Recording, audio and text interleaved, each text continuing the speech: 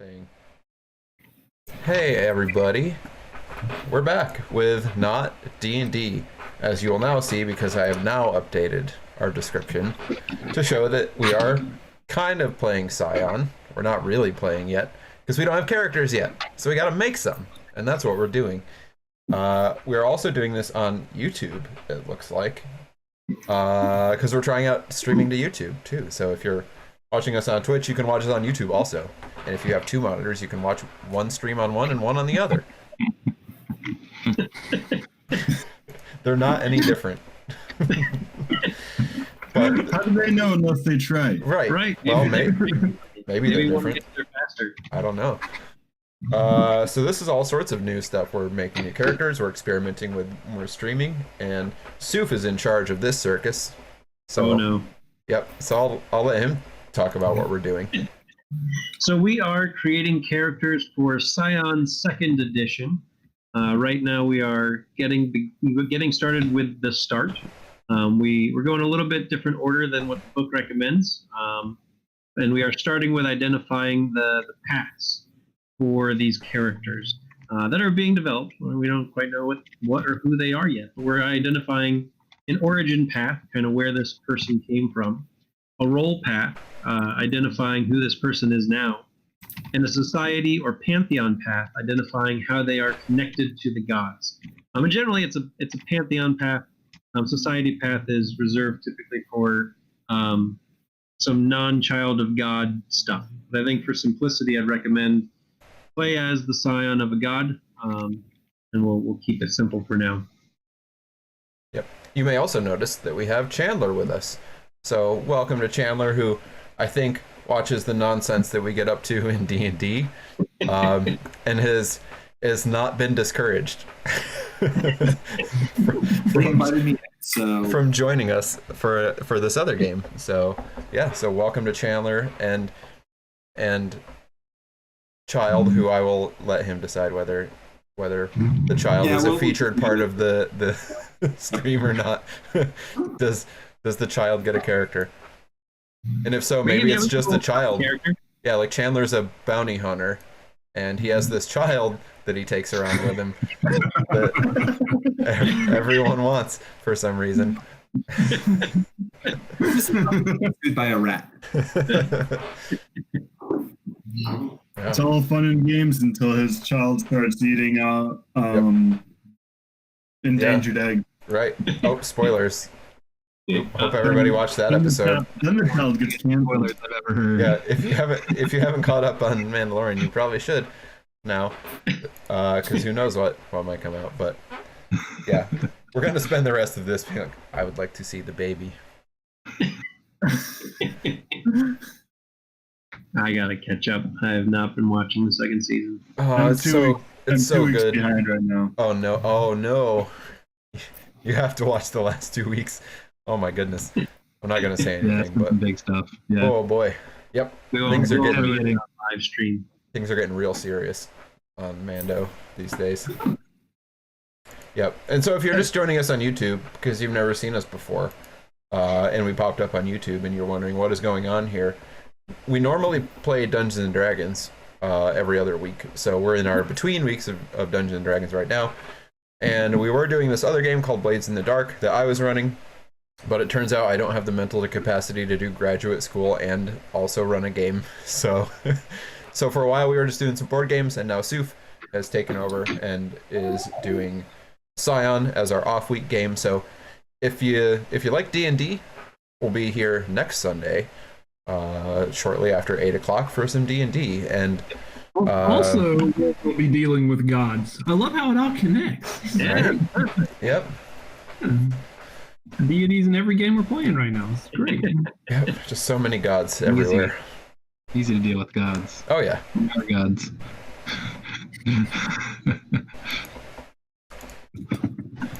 So we're creating some children of gods. Roll success. Nope, zero successes. I'm turning out the character sheet. Yeah, Soof rolled that works for you guys. no success. What is this button? Oh, okay. Yeah, we got character sheets and everything. This is also a new system for all of us. Mostly new for me. So who is everybody? What do we got going on? Do people know yet? Have people decided what they're being? What are we starting to think about? Drew has a name, so I got the hard part done early. Hey, how did you change your name there? Because I forgot how to do that. In the cog, the top right, in your settings, you can change your name. So I'm playing Sylvia. Sylvia is she's a brain surgeon, or she's a resident. Okay. At UC Health in Colorado Springs, where I think we all at least are going to end up somehow. But yeah, she's going to be, able to do medicine, which is, I guess good. I don't know that I guess we didn't need a healer, but we have one. It's not bad. There's a good chance at some point you'll need that. Yep. Yeah, I've been saying for a decade. I'm not quite sure who her god is yet, but it's going to be from the I can't say it. How do you say it? It starts with a T. The Teodal from Teodal. Yeah, from Teodal. Yeah. So she had she was raised by a single mom, so I guess I don't know. I'm not quite sure how this is supposed to work. Like, as a child of a god, like, can you have two parents? Essentially, yes, you could, right? Like, you could have been adopted. You might know, not know that you have, a different parent. Okay. But you could have either, a single parent, whether that be a single father, single mother. You could have two parents. You could have three. I don't know. I'm not judging your whatever unit you want. All right. Well, Sylvia at least was raised by a single mom. Okay. There you go. Who gave up, basically gave up her career and her life to give everything, and taught her sacrifice, which is sacrifice is important. And so Sylvia has been all about sacrificing, for her own kind of career, that's. She got it from her mom from young, part of her, I guess whatever that's called, that her upbringing. And so she's sacrificed kind of fun and whatever, boyfriends and things like that to get ahead and obviously be a brain surgeon. So I think she's relatively new here. And then the other thing, so she's always kind of been a health fanatic. So she also does do, kind of got into rock climbing. So was always kind of a big health fanatic. It was important, my brain and body, right? But then in college, just started climbing the rock wall they have at the rec center, and it just spoke to her. So she's kind of getting into that. Do we have a cave person? I remember we talked about that Bogdan. Cave person. What are you? Caveman. He's a caveman. He's actually playing a troll. I may have recently asked for your services in leading. I don't know. Is that what you do? I don't know. What do you do? Spelunker? Yeah. Yeah, I'm a caver. Spelunkers were that's Gen X stuff. Oh, got it. Sorry. I'm a caver. Yeah. A cave person, one might say. Bogey, I think. Bogey. Yeah. Bogey. All right.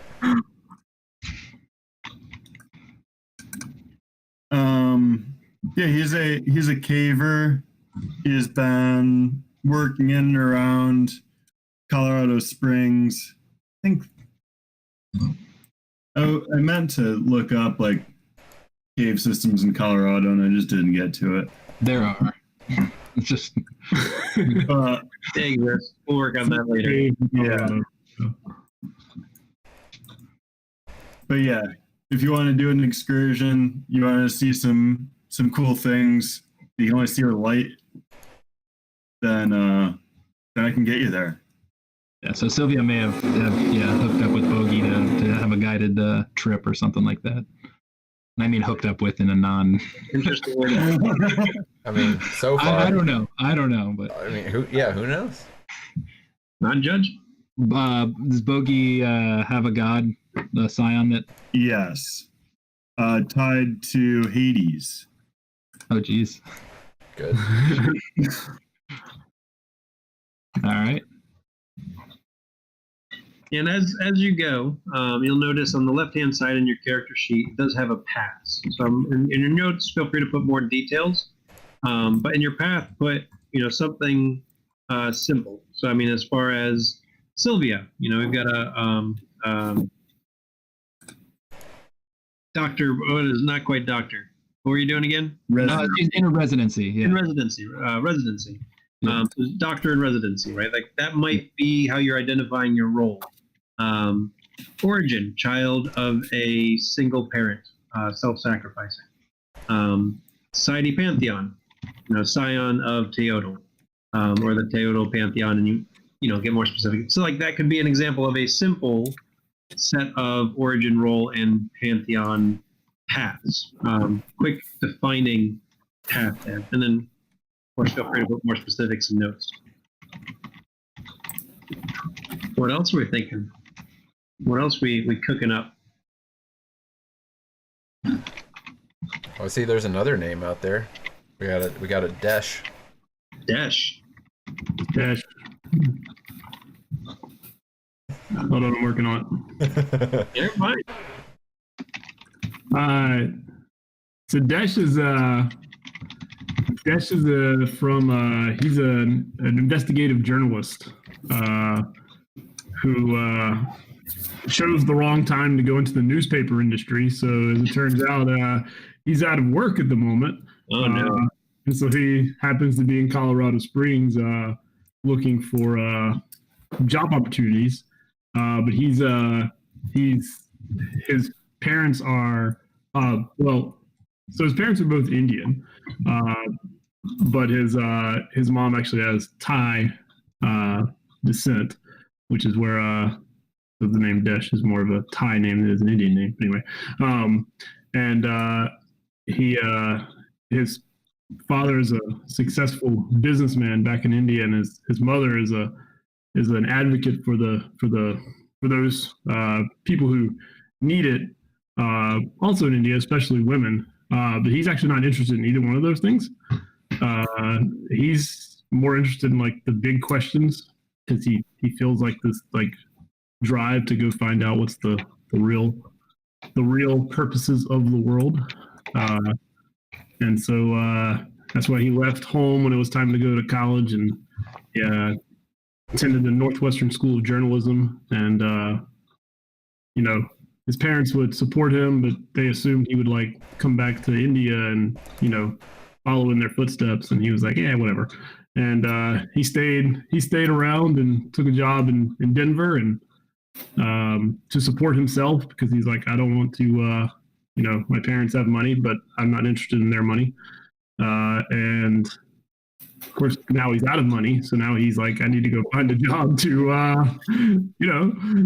support myself, but also money's not what he's driven by. He just needs money to to eat. But he's more interested in like what's the big answers. And so yeah, he's I think that I've envisioned him as like he's kind of he's unknown as far as like the Scion thing goes. But I was leaning towards Ganesha. I think that's how I pronounce their name. I also was thinking about, but then I saw Brahma is considered a primordial in this game, so I don't know if that's even a thing that you can do. But Brahma would actually be like the knowledge one. That's probably the one that's most about knowledge, but which would be kind of the intrinsic drive that he has. But I don't know. I did not quite understand the primordial aspect reading about it in this game, and so I wrote Ganesha right now as like, but or I don't know, and it may come out. It may find out, but yeah. Well, we can take a look at it. So generally, like the primordial is like your Greek titans, right? where these are your progenitors. They came before the gods, and in most of these mythologies, the gods overthrew them, and so it's a little bit of tension when we take a look at that. Now I'd have to look closer at Brahma and Yeah, I thought that there was a distinction made though between the Titans and the Primordials though. oh yes, In the at least as far as the rules of this game go. So that's why I was a little like, I'll have to look at it again. because it sounded like if you run into like a scion of a Titan, there's going to be conflict because they're bad guys. Is essentially like what I read about that is. And like the Primordials seem to be something different. But anyway, I'll take a look at it. that's where I am so far. Yes. And if I'm wrong about that, No, I don't think you are. Let me. I think I was associating Titan with Primordial, but I think you are right. Thanks. Yeah, I was like I said, I delved into the Pantheon book pretty. That's actually more what I read than any of the other rules. So now I don't understand all the rest of the game, but I'm learning about the Pantheon. So The mechanics are easy. Mechanics.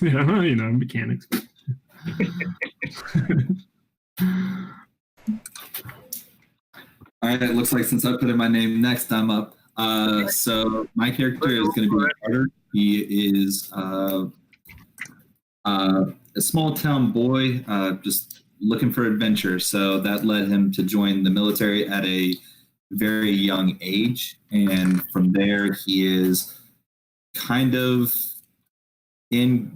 back in Colorado because he is technically not retired, but he's not active right now. So he's kind of in between deployments, and he didn't feel like going back to where he was originally from, which was Billings, Montana. So he's just kind of holding up in Colorado Springs, just trying to figure out what his next move is while he waits.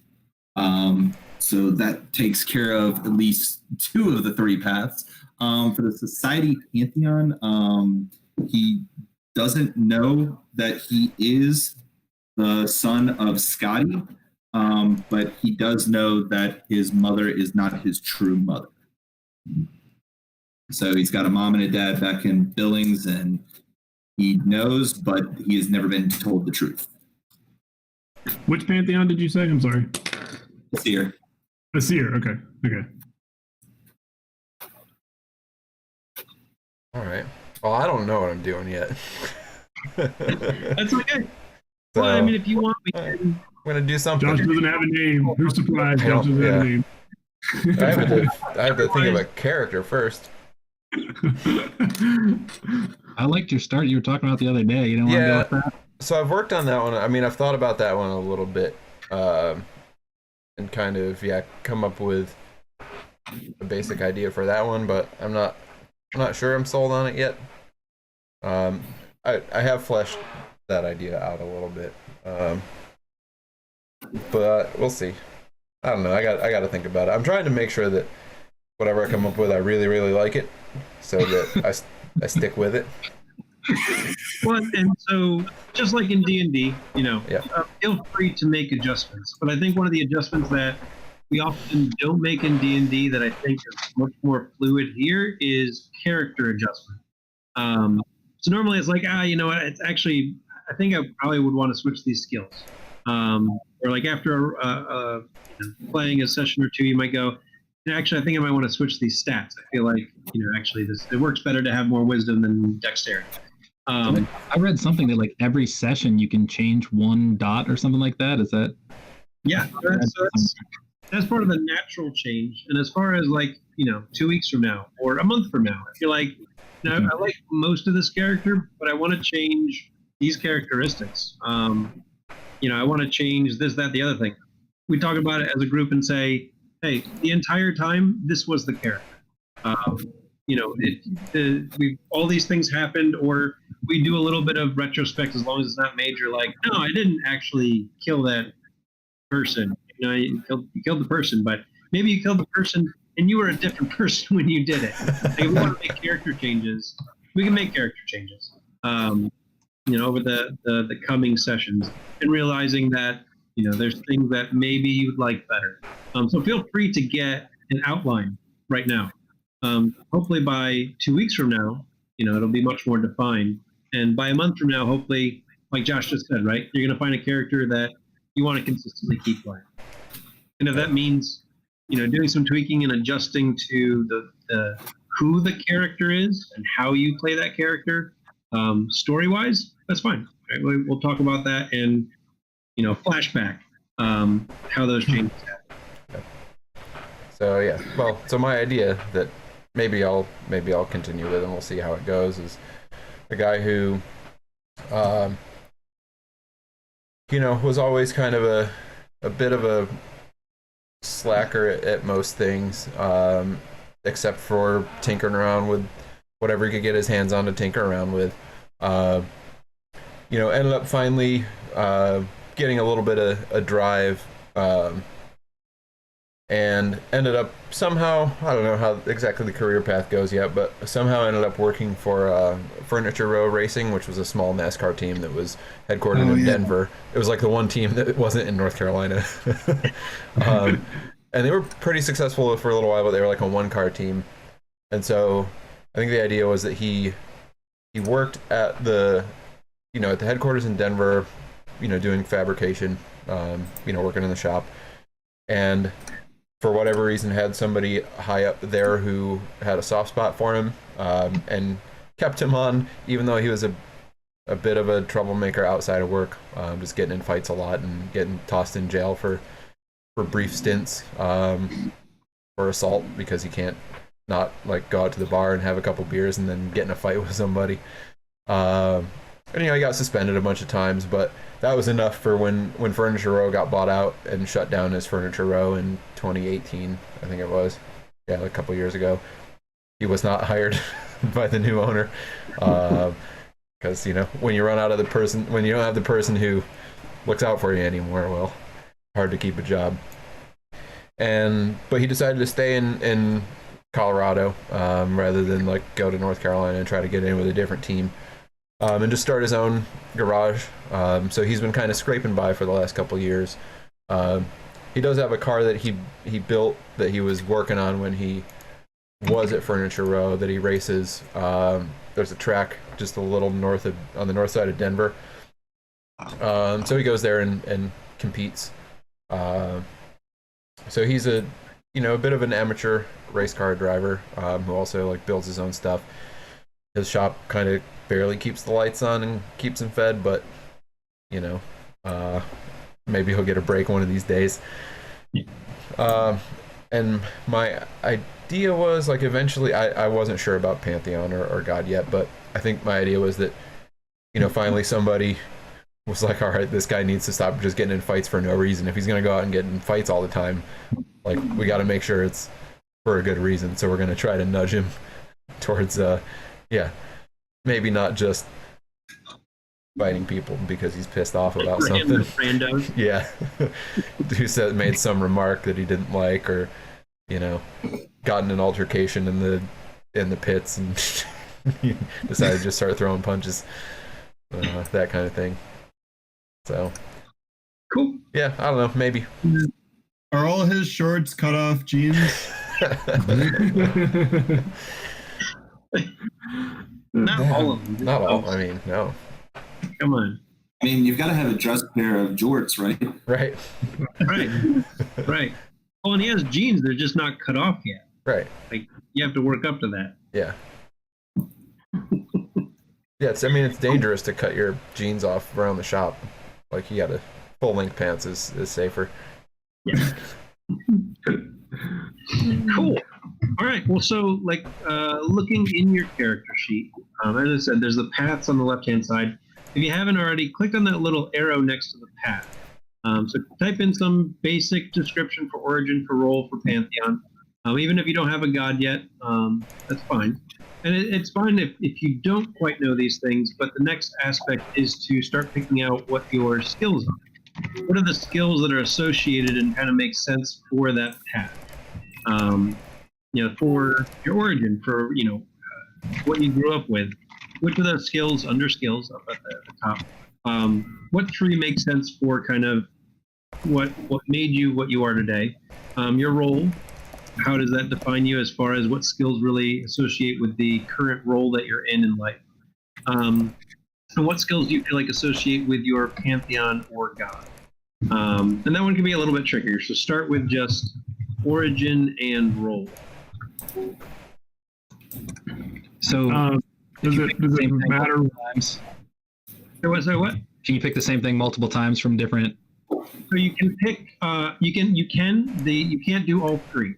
So you can do two. Like your role and your pantheon can both be occult, but that means that your Okay. origin cannot be. So 2 out of 3 can be the same. Yes. Does it matter what order they're in, left Nope. or right? Nope. Okay. Oh,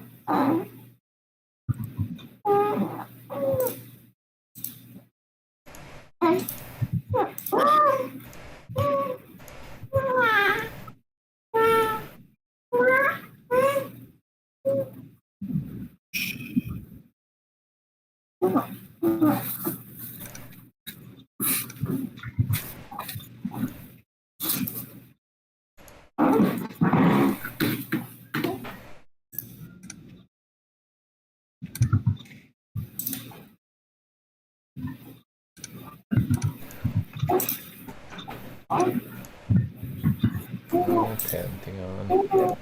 What is the integrity skill? The fact that I've asked that may be a bad thing, but What is integrity? like, I'm thinking of it from a D&D perspective. Like, Yeah. Yeah. Let's see. Skills are on page 58. Let's get the book definition. Integrity. Emotional fortitude against outside influences. So it's kind of your resistance to pressure. So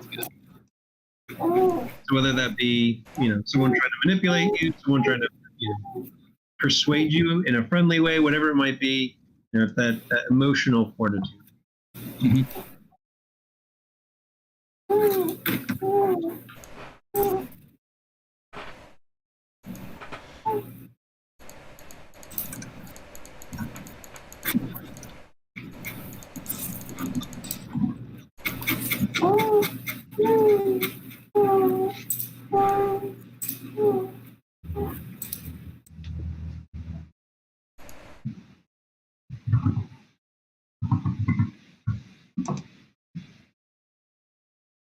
Uh-oh.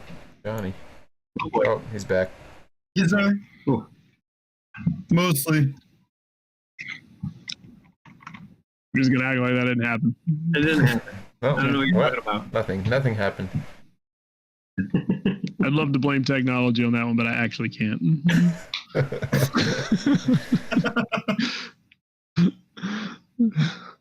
Yeah, I'm dropping out whenever I have to get the kid. Of course, it's fine. All right, so I think I got mine. I'm trying to decide on the last one for what makes sense for the son of Scotty. Cool.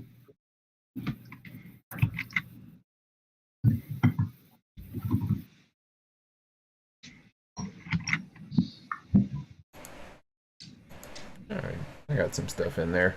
Probably gonna entirely change more 2 weeks from now. That's fine. But Whatever. we'll have the foundation. Yeah. And even if it completely changes, you'll know how to make the changes. Yep.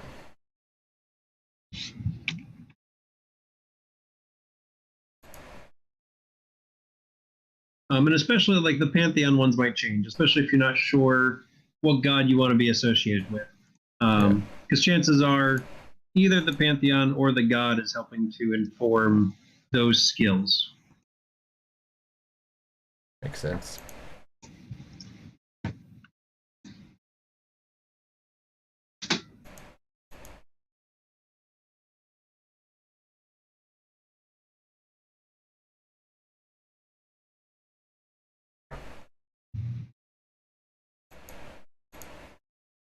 Cool. Where are we falling as far as putting skills in? It is okay if we're not there yet. I'm good. Or if we want to talk about what might make sense. So the connections part, I was filling them in. I filled in the first two sections. For the connections, then that's backstory space, right? Connections are backstory space slash actual connections you'll have access to. So right now, like your band one, you won't have a connection. Like context. Feel free to put a connection that you want to have, but you don't necessarily need to fill that in right now. It might be like later on, like, Odin typically is connected with ravens. And so, you could have either Magni and I forget the famous ravens that are like his ravens, or it might be some raven that communicates with you or is able to communicate with you, but that'll come later on once we've gotten past Scion Origins and gotten into Hero. Yeah, it's kind of like, I think anyway, if I'm understanding it right. I think, Mike, so like the World of Darkness stuff, it's sort of like the contacts or allies backgrounds from World of Darkness. Yeah. It's like a person in that sphere. I see. Who, and it doesn't necessarily have to be a person. Typically, it is the easiest thing, but it can be an asset. So, like possibly Sylvia, it might not be a particular person. It might be having access to medicine. Not necessarily free medicine, but it depends on how it's gotten. And so that could potentially be a connection for Sylvia under her, I would assume, her role path. Being able to get access to drugs, medicines that you might need. Sylvia, just swipe your badge right there. Don't worry about it. It'll be fine. All you're doing is swiping your badge. You're not doing anything bad. Right. And then walk away. But yes, do feel free to put in those connections. But that is not something you need to have figured out right now. It's something you might start building into your backstory. So it could be a group, an individual contact, or some type of access might be your connection.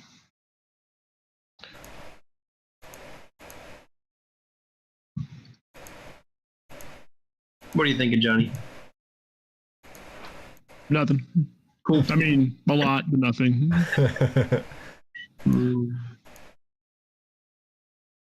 Are we good on skills? Are we still thinking about those? Yeah, I think I'm good. For Scotty, I did survival, firearms, and athletics because I think that makes the most sense. Military background. Yep. Oh, for the military, I did pilot, firearms, close combat. But for Scotty, the goddess. Oh, right. The god, yeah. Yeah, she's the goddess of the hunt, and she's also with the goddess of winter. Yeah, I was not sure what to put in for Hades yet. Yeah. And so Empathy. 171 starts the basic overview of the Pantheon. And you can look at that god, and obviously we have, like Hades, we probably know a little bit more about. But even if that's just from the Disney Hercules. But like Hades is his callings, which we'll get to that in Scion. Actually, sorry, we'll get to that here. So the purviews we'll get to in Scion Hero. But judge, leader, liminal. Don't know what that one means. What's liminal? Liminal. So liminal is kind of like existing around the edges, or sort of like the marginal spaces of something. That makes sense. Yep. And then his purviews are darkness, death, earth, and prosperity. So, taking a look at the skills and how any of those might fit in. So, like, potentially integrity might fit into, or certainly leadership might fit in for Hades, right? I don't take it that he is a god that is very easy to push around.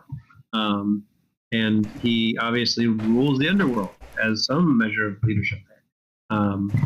So, I mean, those are suggestions, but it doesn't have to be, right? I mean, it could be any skills you want, right? However you might turn it into your backstory. So maybe it's technology. I don't know why Hades would be associated with technology, but you might find a reason in your backstory to create it. Plenty of ways. So, I mean, it can be one part, I want this skill, and it can ideally also be related to how does this relate to either the Pantheon in general, and then technology could make sense, right? I mean, the Greeks, we got a lot from them that built into technological advances. So technology could make sense for the Pantheon of the Theoi. And if you have like I already have leadership because I'm a manager or guide for the professional caving company. Yeah. Do you put that down in multiple categories? Yes. So you can put it into two paths. So you can have leadership in your role, and you can have leadership in your pantheon, but then you cannot have leadership in your origin. I see. You can do 2 out of 3, and we'll see why in a second. Okay. I think I might be remembering wrong, but I think Campbell also, I think in the hero's journey thing, I think liminal is also used for like the transition from like the normal world to when you kind of awakened into that you are something more than just a mortal. So I think it's used there. So it could also be that like transitional, like I'm figuring out that there's more to things going on here than I thought, and opening into a wider world, that sort of threshold of moving from one to the other. Yeah, and I think that makes sense. Because I mean, you look at a lot of the Greek myths that, where a hero does go into the underworld, they are gaining some type of knowledge there, and oftentimes, it's in some relation to Hades being able to help provide that knowledge, whether directly or indirectly. So that makes sense. All right. Yeah, Chandler and I were talking earlier this week, and it sounded like liminal would be a good fit for my character.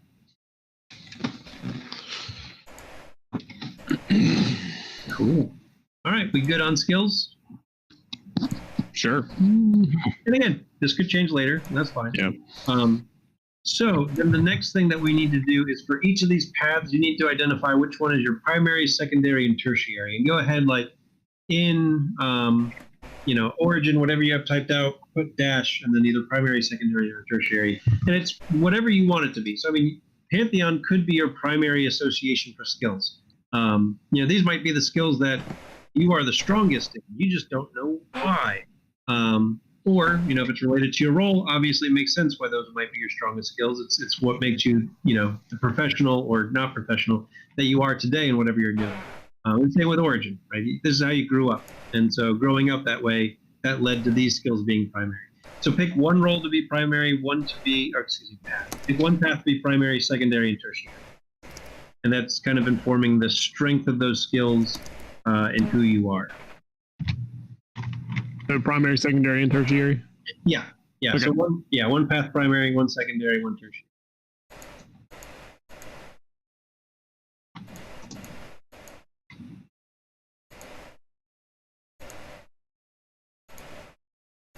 Good on that? It might not be, and that's fine.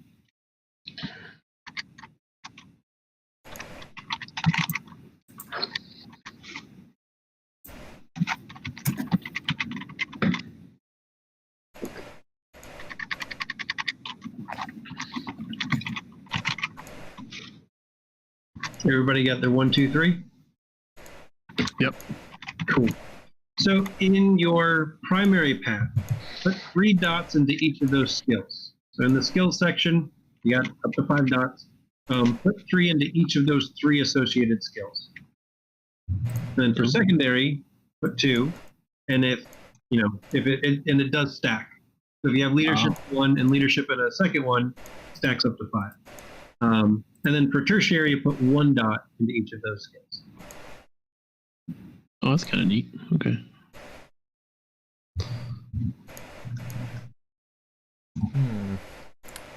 Apparently, if you try to click dots that you accidentally filled in, it does not unfill them. Oh no, but so it's a ranks, like if you click on 3, it'll fill in 1, 2. Yeah, click the previous one. Yeah, if you click the previous, so it automatically goes to whatever. There's a little tiny hidden X between the line and the first dot that doesn't pop up unless you get your thing in the right spot. That's cool. Oh. All right. Yep. That's cool. Yes, I see. Yeah, to like completely remove it. Yep. A 0 dot. Mm-hmm.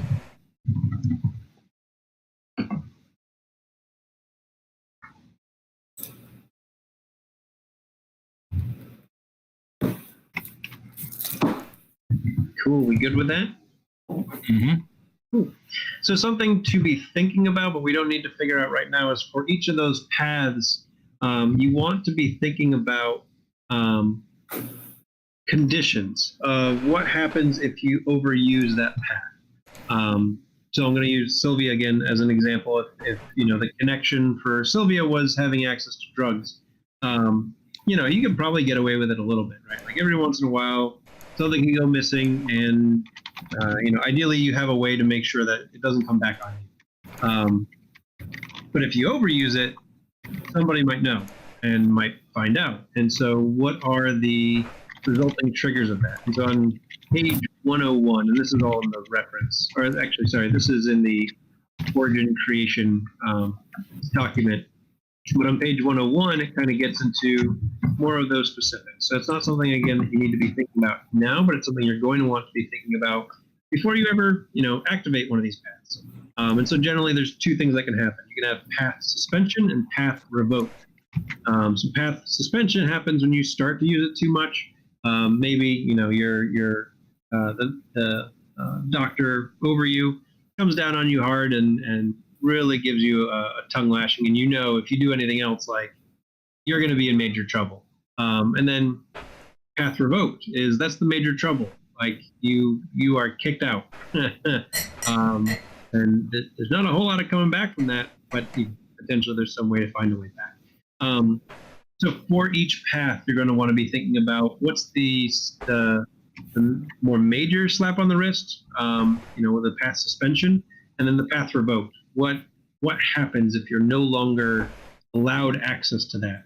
What does that look like?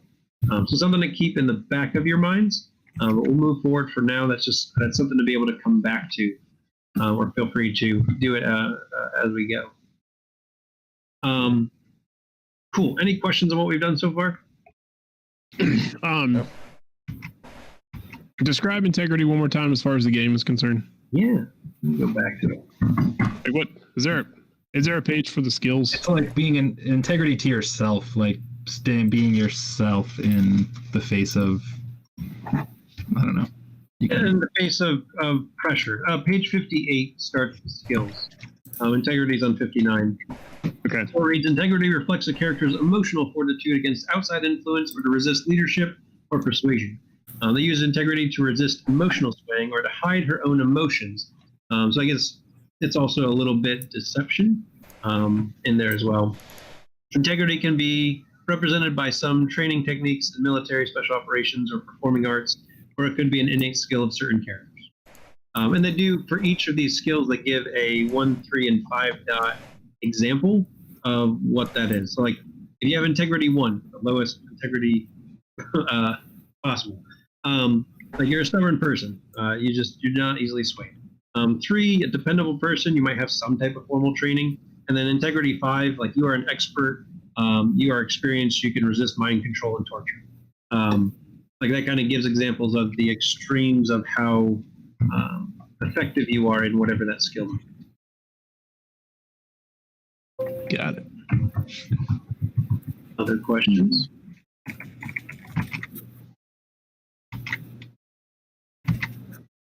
So for every skill that you have at least 3 dots, the line there that's next to the skill, like next to academics, is there to be able to identify some type of specialty that you have within, or specialization that you have within that skill.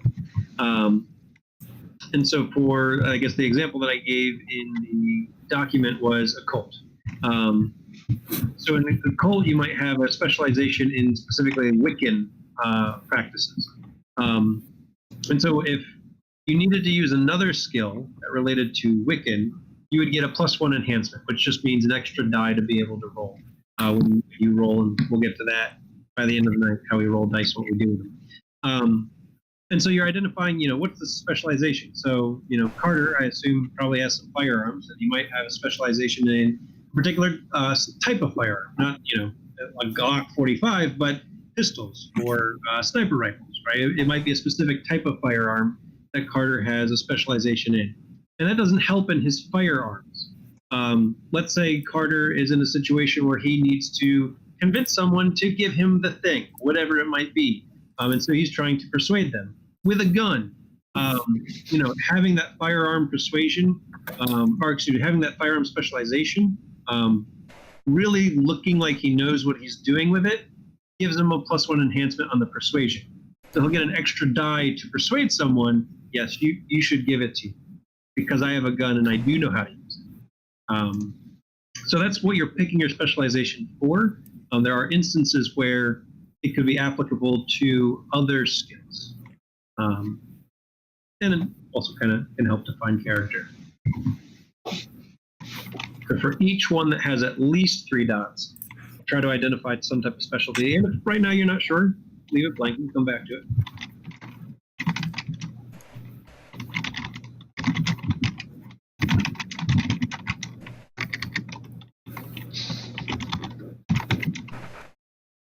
So I think I might have messed up on this, Sufyan. So when we look at the path, so like for the first path, does it go 1, 2, 3? So like whatever I put as the first one in there, it gets 3. Is that right, or am I? So no. So the entire path gets 3. So Gotcha. if you identify origin as your primary path, and you get 3 into each of those 3 skills. And then and your role gets 2 for each, and your pantheon would get 1 for each if you chose that order of primary, secondary, tertiary. Great question.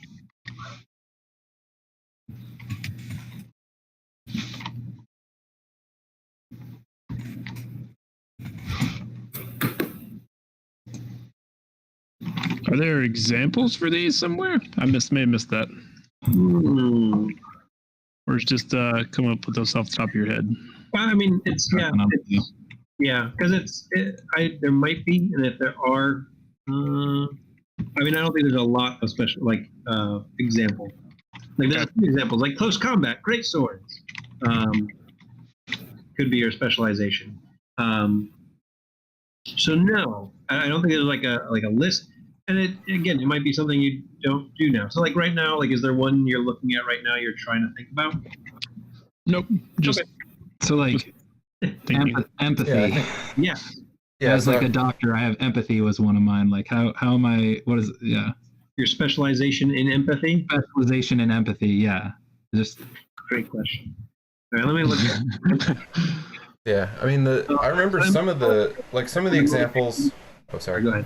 Yeah, some of the examples from the old White Wolf, like World of Darkness books, had a ton of examples for specializations, and I remember like science, it was basically like the major categories, right? So bio, chem, physics, or you could get more specific if you wanted, like Drew, if you had a science, it could be specifically neuroscience or neurosurgery, if you wanted to go that narrow. I remember at least White Wolf was kind of flexible in terms of how, it could be a category like that, or you could say like, hey, I really specialize in this one particular thing, and that's sort of a character and flavor choice. If this works the same way. Yeah, it does. And I think it's just a little looser as far as like being able to pick. So empathy is kind of like insight from D&D. In this game, right? Like reading the description, empathy allows characters to work out the motivations and emotions of those that they interact with and manipulate those feelings to their advantage. So a little bit persuasion as well. The skill is just as useful for those who want to make friends as it is for those who want to profile serial killers.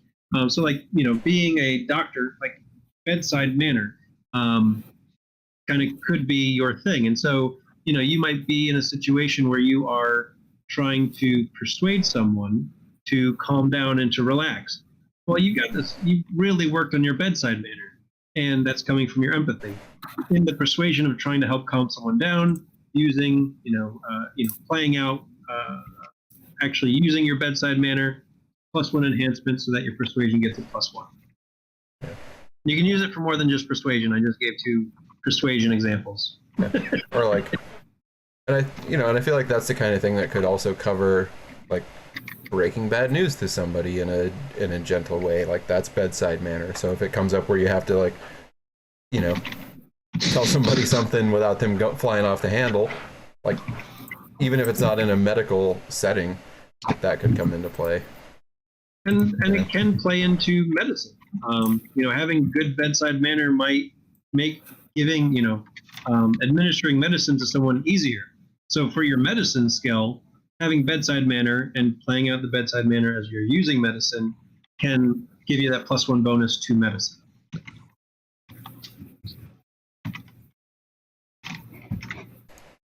That all make a little more sense? I think so. Cool. Great question. Yeah, empathy is a harder one.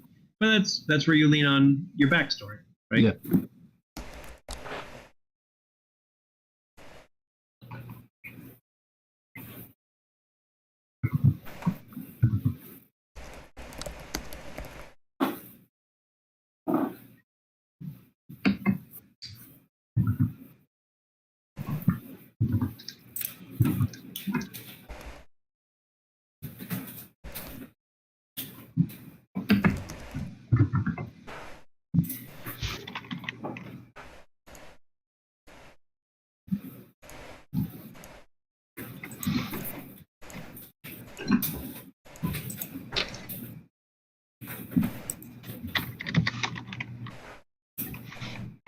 All right, just to check, right now we got 2 Aesir, 1 Aeol, and 1 Deva.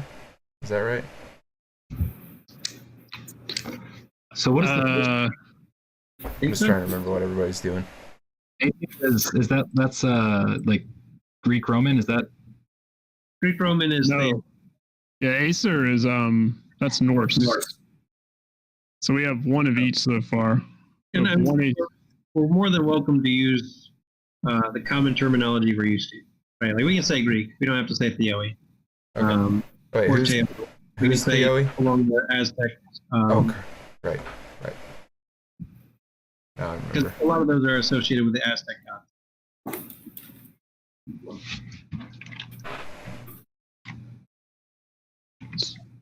So help me out with persuasion. Yeah. So looking at a persuasion specialization. Yeah. I guess looking at a journalist. I mean, it could. However, you might want to relate it to like hard hitting questions, and it could be like persuasion, like direct questions, or maybe that's not really how you do your journalism. Maybe you're a little bit more sly about it, and so it could be just like strength of wording and things like, I don't know, like forming arguments and something. Well, I thought about that, but like when you just read the persuasion like skill, that's how it reads in general. Yeah. So I'm having a hard time getting more specific with it. Yeah. I am very excited on this game. Because the first thing I thought of immediately was silver tongued, and then I looked and read like silver tongued is actually in there in the description. I'm like, well, that 3. Yeah, but I'm actually not 3. I'm 5. Of course. Because I gotta get around, you know. I gotta get people to talk to me. I gotta, you know. Right. I mean, maybe it's something like pressing for information. Like you're really good at, like you just know how to ask the right questions and like I don't know what you call that, but as like, hell. Got it. All right. But like you know how to get people to talk to you, right? Like if they shut down, you're not going to get your information that you need. So you know how to like press the right buttons. Like read people and press the right buttons, like know how to get them to talk, know how to appeal to whatever is going to make them talk. Maybe. So you have given suggestions to Bob Woodward on how to give interviews.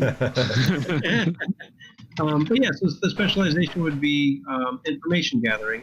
You know, trying to persuade someone to leave is different from trying to persuade someone to tell you something. And so it'd be the information gathering that would give you enhancements in other skills. That's fair. Okay. All right. Yeah. I guess that's a good distinction right there. Is the gathering. Okay. Yeah. Information gathering. Yeah. Information gathering. Yeah. I don't know. I don't know yet. Yeah. I mean, a lot of the softer skills are more difficult, right? Like the more concrete skills are easier. Like close quarter combats, you figure out that, Muay Thai. That's what I'm really good at. But yeah, the softer skills are generally more difficult. So yeah. Are there other ones we want to talk through? So for survival, is it like just basically good enough for that. I said like I can just ignore my own desires and even needs. Like, is that specific enough? Like, that's my like surviving through medical school. Like, I just don't eat or sleep or, you know, don't have fun, and it's okay. That is fun for you. Is that specific enough for survival?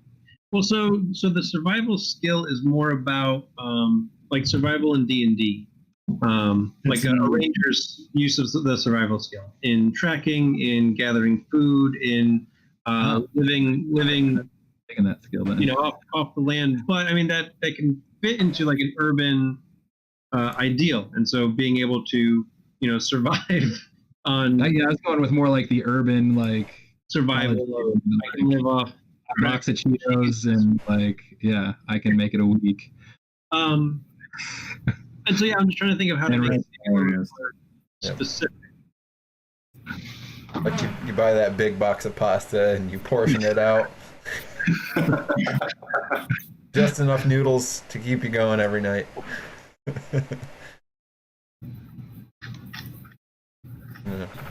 And I mean, College kid skills. Do I put that down? Like, I mean, you could. That would be specific enough. For college kid. For now, we might want to work on getting a little more. I don't mind sleeping on a couch. Skills.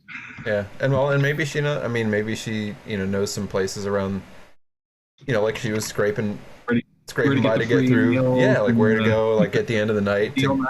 Grab a free meal from somebody, or know when they're giving away the extra stuff, and which bagel place or donut place doesn't just throw out their donuts, they actually give it away at the end of the night. Yep. Like they ignore what their boss said and just here you go. Yep. An urban scavenger. Yep. Urban scavenger actually is kind of nice. Yeah. You got a nice ring to it. Yep. So generally you've got 3 to 5 dots in survival, and that does still fit into non-urban, but you're getting the enhancement in urban survival. Okay. So like if you were trying to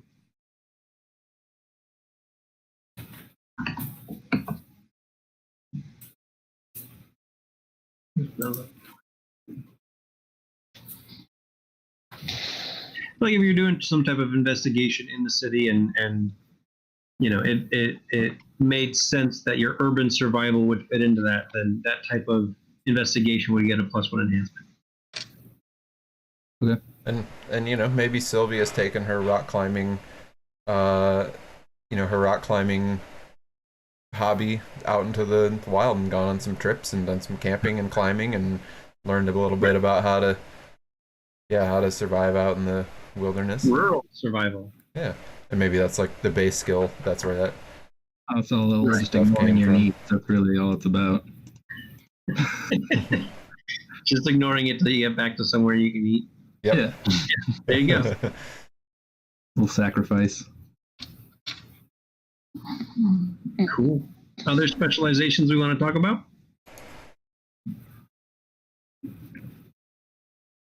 All right, we good to move on? Yeah, I think so. I've got a lot of military, especially. That's good. I'll stand behind you. Yeah. Cool. All right. So the next thing is to work. So those are all our skills that we've worked on. The next thing is to work on our attributes. Intellect, cunning, resolve, might, dexterity, stamina, presence, manipulation, composure. And those are all on page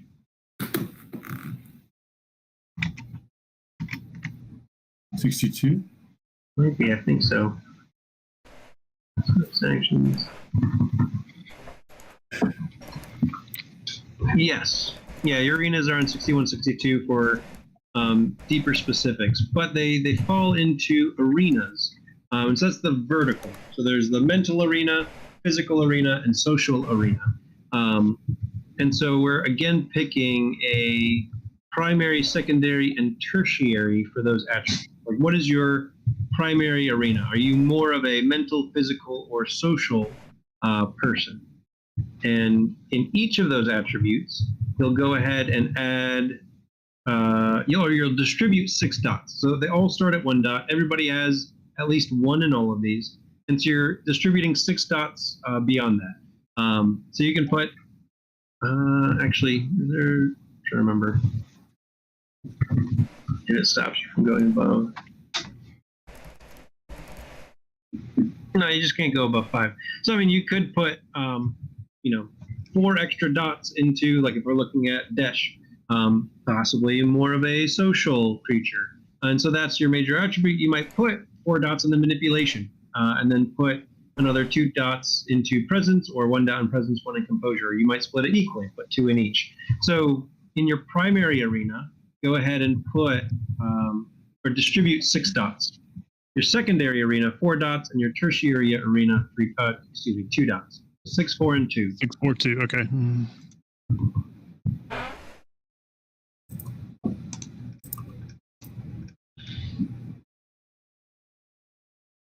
I'm going to assume that these skills are what they sound like.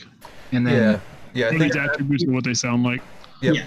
One of the. there's like Yeah. each row is power, finesse, and resilience. Is that the entire row? Is that We'll get to that. So right now we're looking at just the arenas, the vertical, Yeah. and then we'll get to rows in a second, and that'll affect something too. But right now, so yes, each row is power, finesse, and resilience. The columns are mental, physical, and social. Yeah. So you're picking either mental, physical, or social as your primary, and distributing 6 dots. Yeah, and the 3 things underneath, like one of the ways somebody described it to me once that I liked is sort of like if you have a problem in that realm. So like if you have a problem that's mental, like you're trying to figure out how to do something, those 3 things represent like how you might approach it. So like intellect is going to be like, I know enough stuff to figure out this problem. Cunning is like, I'm going to figure out some clever trick to get around this problem. Resolve is like, I'm not going to give up at this until I figure out how to do it. And so it's like whatever you lean on the most in terms of like how you approach things. Same kind of thing with physical, like I'm going to punch it hard enough. Or dexterity, like I'm going to hit it real quick a bunch of times. Or stamina, like I'm just going to outlast it. And so then therefore, Drew, notice the rows that you're just talking about, right? Power, finesse, and resilience. So we're going to get to intellect, might, and presence are all power approaches. And then cunning, dexterity, and manipulation are all finesse approaches. And then resolve, stamina, and composure are all resilience approaches to the same problem of a mental, physical, or social task that you're trying to overcome. But yeah, Josh, I think that's a nice way to look at it. Yeah, I can't remember who explained it to me that way once, but I was like, oh yeah, that makes sense. Yeah.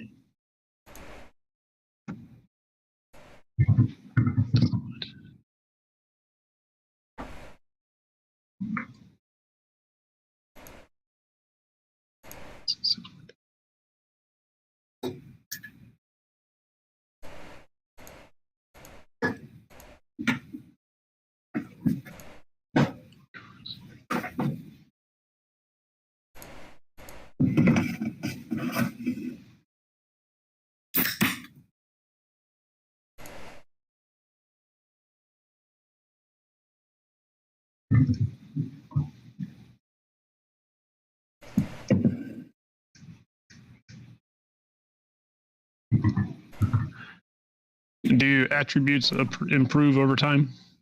You can. So experience works a little bit differently, and advancement works a little bit differently in this game.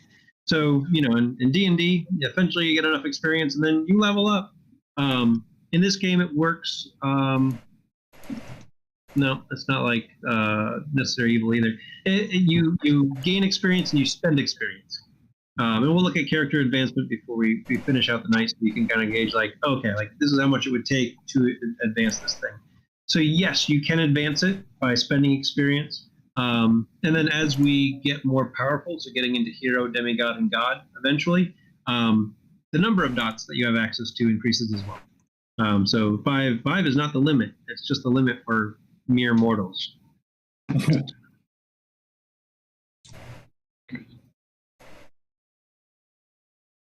For mere mortals. And there's by the time we get to the end of this, there's essentially some free points that you end up spending as well. And So if you're like, like 1 point, I don't know if I want to put it here or there, you'll have the ability to make some adjustments by the end and possibly get that 1 point you really wanted somewhere else.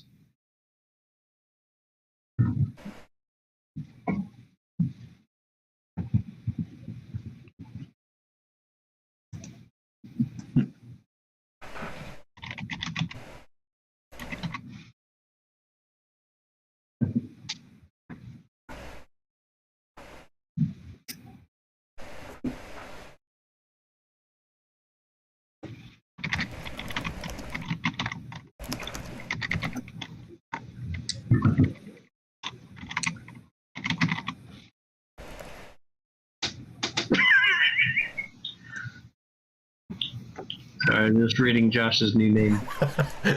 Oh, my character name. Yeah, your character name. It's a good one.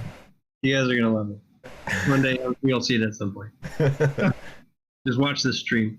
Yep. Oh wait, you can't actually. I don't think you can see it on stream. I have a character pop out window. Oh, there you go. Nice. Yeah. Otherwise my character window would just be eating the whole middle of the screen, and no one would get to see anyone. How we doing? All right. Yeah, good to move on. Questions? No questions. Okay. Well, good to move on. Mhm. We don't have to be. We got time. I'm good. It's not going to get any better if I keep staring at this for 5 more minutes, so we might as well just move on.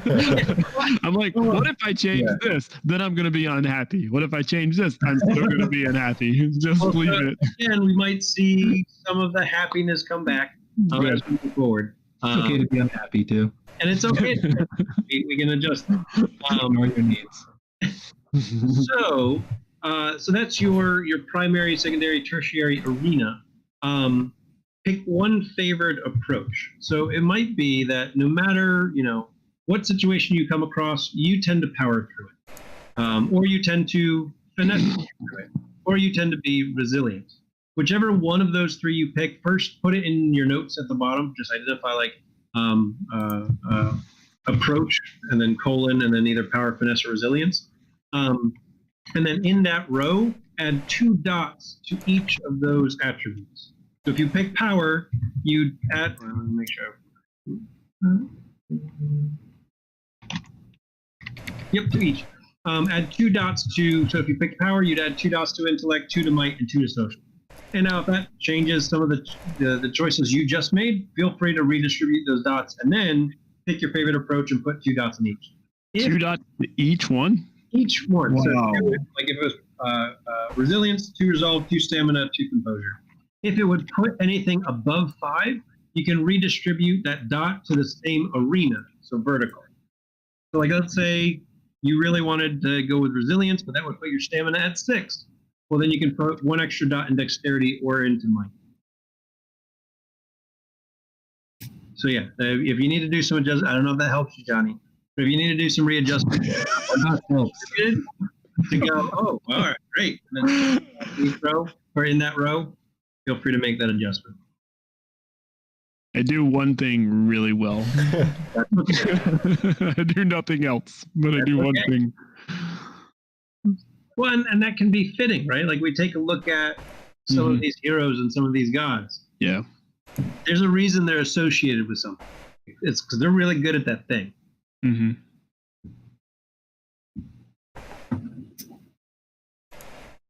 Although, Man, they sure do give you a lot of dots to put in stuff in the system.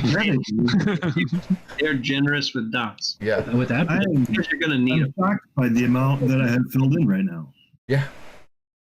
Well, and I think a part of that is to help fill your character in so you can focus on other things. And like the origin story won't be that long. This isn't going to be a 2-year origin campaign. It's not meant to be that long. It's meant to help us understand how the game works before we jump into all the other complex things that come in playing this game, about being a hero and actually having legend to be able to be building up to. So yeah, they want to start you out ready to go. And the thing is, you are like, you're the scion of a god. You are in many ways superior to some other people because you just have this currently kind of innate ability within you. You don't quite have the blood of the gods running through you. They end up calling it Ichor in this game. But yeah, you are a little bit beefier, or a little bit more intelligent, or a little bit more composed. Whatever it might be, you are a little bit more.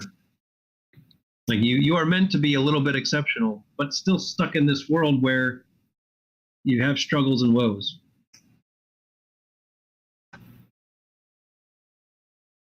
Are we good on picking our favorite approach and adding our dots? Johnny, you happier? Yeah, sure. I mean, it didn't hurt. I actually went unstacked a little bit just to create a little more balance. Okay. Balance isn't bad. Balance isn't bad. I mean, it's not balanced. It's just a little more balanced. More balance. Yeah. All right. So that is skills. That is attributes. The next thing that we're going to get to is some of the more unique flavor that we end up finding between characters, which is your calling, which will lead to knacks. And a knack is some type of little, not quite boon. That's something different in this game, but something you're just a little bit better at. And we'll take a look at that. But right now we need a calling. Your calling will come from your god. So if you haven't yet decided on who your god is, you're going to need to before you can finish this out. But otherwise, if you know who your god is, you can go to page, I think it was 170. No, I'm sorry. Yeah, list of gods on page 170. And you can go to your god and you can find callings that they're associated. And you're going to pick just one and put that on the line that says calling.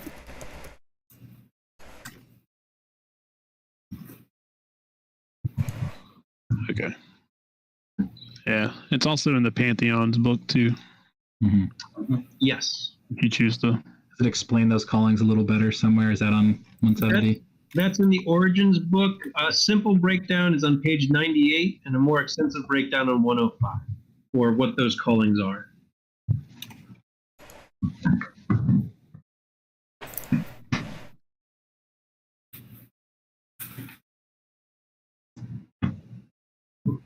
It's like the basic creator, guardian, healer, what have you.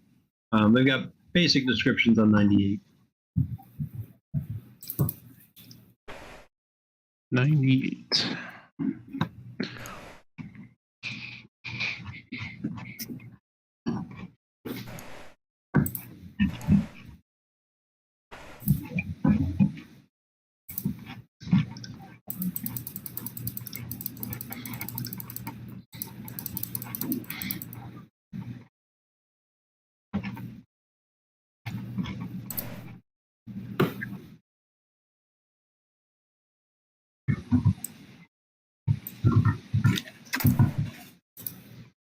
What callings are we thinking about from our gods?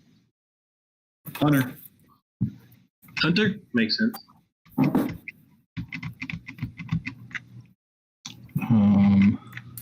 don't have a god, so I don't know. I'm God. Godless. Yeah, I'll get one. You'll get one. It's fine. I'm gonna go liminal. Okay. Nice. I'm probably Yeah, Josh, I would offer you to go down to Gods R Us, but I heard they went out of business recently. It's it's been a rough time for them with this, lockdown and everything. The god business is struggling.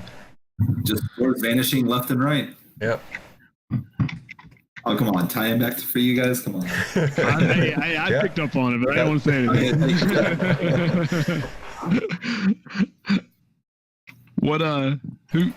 So what did y'all say so far? I heard liminal. Hunter. What else? Hunter. Who's Hunter? Carter's. Okay. Carter's a hunter. Sylvia's This is one, again, you could have the same, but it does actually provide a little advantage to spread out. Sorry, Drew, what did you say?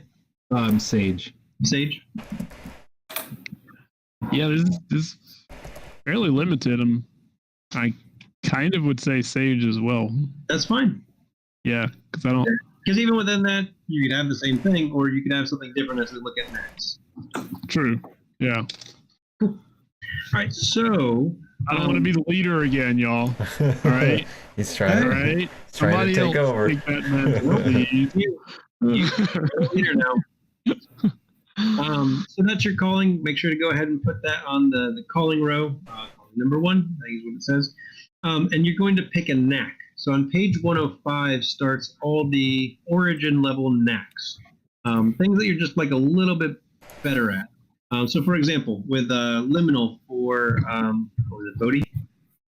Bogey. Yeah. For Bogey, like you might take the complete privacy knack. By reinforcing the importance of your personal boundaries, any interactions you take cannot be listened in on. Your lips cannot be read. Your phone can't be tapped, etc.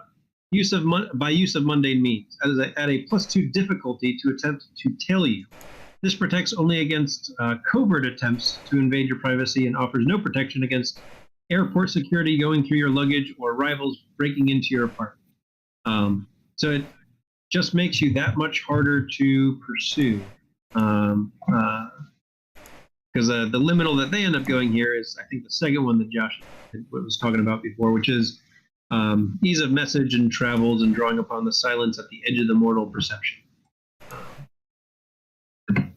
You can also pick a knack from the any knacks. So you have to pick it from your calling, or at the beginning of that list on page 105, it has any. It's like Aura of Greatness. Something about your pre-visitation scion affects the people around them. They can be radically inspirational, the perfect confident, or horrifically scary, depending on their origins and demeanor. Choose one social skill, leadership, empathy, or persuasion, and the scion may add an enhancement 2 as a bonus to that type of role once per session. And a session is, a week where a game where we meet, reflecting their godly heritage. So once you can take one of those and go, you know what, I just need a +2 on that. I'm going to go ahead and roll 2 extra dice. So pick one knack from the any or from your specific calling. And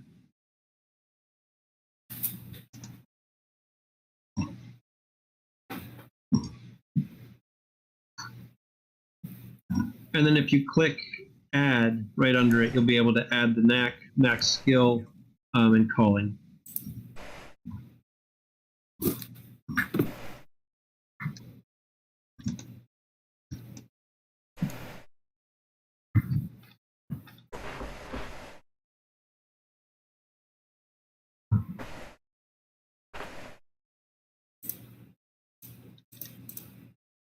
And I think the knack skill is only if it's associated with a specific knack. You can put whatever notes you need to under that.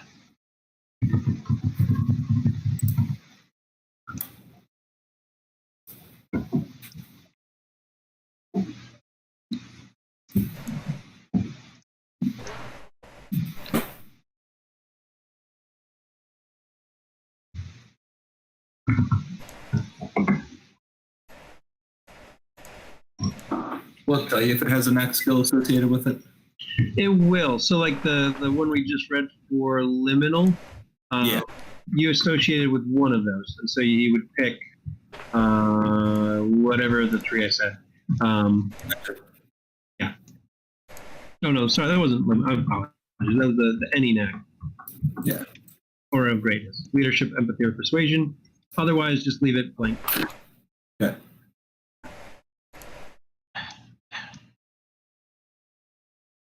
I think whoever ended up creating this just was covering all bases. These are cool. Which Yeah. My Adobe Reader is a little slow loading right now. What page are we on for the next? 105? 105 starts them 11 stages. for the any, and Sage. Drew, are you on Sage? What page? 111. 111. Okay. I think I'm going speed reading, unless you want that. I don't know what it is yet, so it doesn't sound like what I would do, but Probably could be blockade of reason. I feel like that. here we are. All right. Or application of reason or blunt. Yeah. And do check out the AnyMacs. Like it seems like everybody can have access. Like Mike said, these are cool, and even the AnyMacs have some pretty cool ones in there. And if anybody takes, what is it?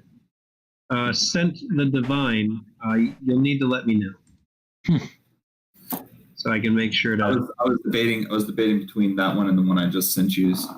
I was just trying to verify something's Sufyan. Oh, sure.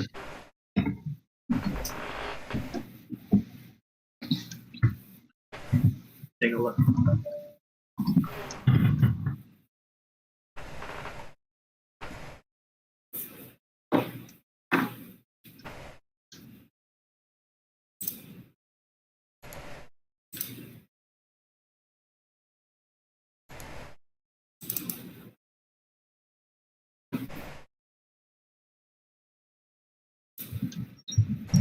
Oh yeah, these are good.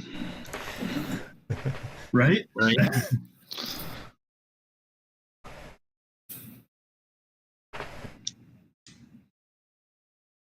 Well, they're, I didn't mean to do that. it's like, well, they're whispering. Something's happening. Actually, you know what? I will. That's right. You can, yeah. He has the power to whisper to whoever he wants. Whoa. Yeah, It's a powerful tool. it is. This is cool. Yeah, there's a whole bunch of cool stuff. I've gotten narrowed down to like 3 just in this. Wow.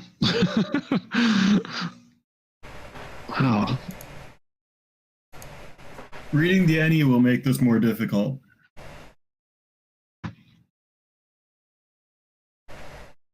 Say again. Reading through the Any, all of those are pretty good options as well.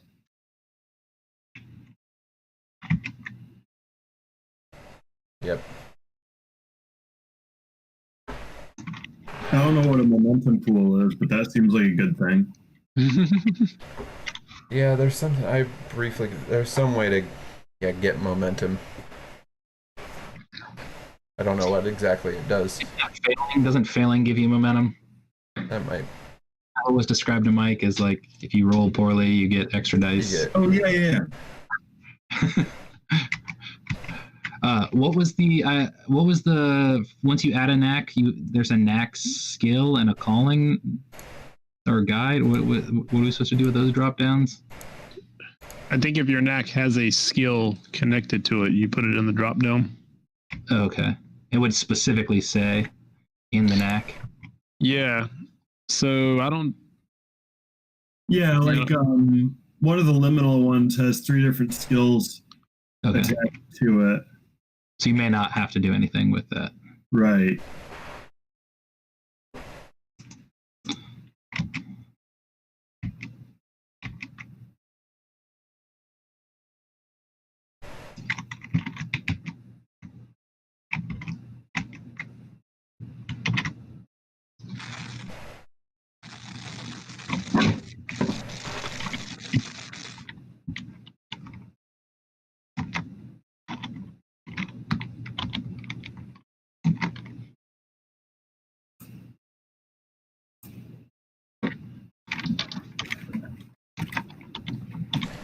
yeah, I think one of the really interesting things about this that I've been considering is kind of like I kind of want to get a handle on it first because I think it can kind of inform what choices you make for your character, is like how much they want people to know that they're like, if they know that they're special. Because I mean, like D&D is different because it's kind of like people sort of know who you are. Yeah. Like they know, like if they run into you, they don't generally mistake you for like rando townsperson. Yeah, once you get above first level, it becomes like, maybe first level, but after that, it's You're like the cape wearing good guy. Right. It's like everyone knows. But like this world is interesting in that it's like maybe you don't want people to know about it. Like maybe you want it to be your secret. Maybe you don't like it. Or maybe you love it and you want to strut around being like or you don't know. I'm better than all you mortals. Or you just don't know. You're like, I do these things, I don't know what happened, how. And then you get the same kind of thing, right? It's like, do you show everybody your party trick? Be like, check this thing out. or do you go, no, I'm not even gonna let anybody, I'm gonna try not to do that because it freaks me out.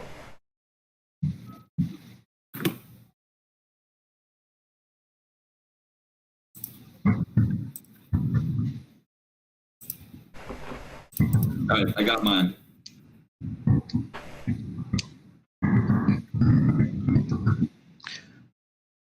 I don't know what I want. I don't either. Too many good choices. Several, and they're not converging. Now, and here's the fun part: is the choices will only get more and more fun and difficult as we get through tiers of this game, like the hero to demigod and to god, as you have to pick more fun stuff. Do you end up with multiple knacks, or you get the one? Yeah, so right now you have one. Part of what's going to happen is, that worked. Part of what ends up happening right now is you can have multiple knacks, but in Origin, like before you really even know that you are the child of a god, you can only have access to one knack per session. And so during that session, you would have, right now, the one knack you have. But later on, you could buy more knacks. And then in that session, you'd be able, I think at the start of the session, you'd be able to decide what knack are you going to have access to in this session. Gotcha. And in that text box underneath it, you can just write in your description of it? Yeah, because that way you don't have to look back or type in whatever else you might want for that section. Hey, how often does trying to remember something come up in this game? What knack are we talking about? It's just a question. Yeah. Palace of memory. Mind palace? Go to your mind palace. Palace of memory, yeah. I guess what I'm asking, because like a lot of times in role-playing games, it's like, oh, you remember when y'all were in this place like 3 months ago, or 3 gaming months ago, 3 sessions ago, or is it like there's specific things in this game? It's like you recall 500 years ago from your calling that this is a thing. Like, I'm just trying to. I guess I'm asking how useful is that? Let me look at it and consider from like storytelling point of view. Yeah. How much? Because that's my second option, so I don't know if I'm gonna go with it anyway. But I'm just curious about like how often that would come into play.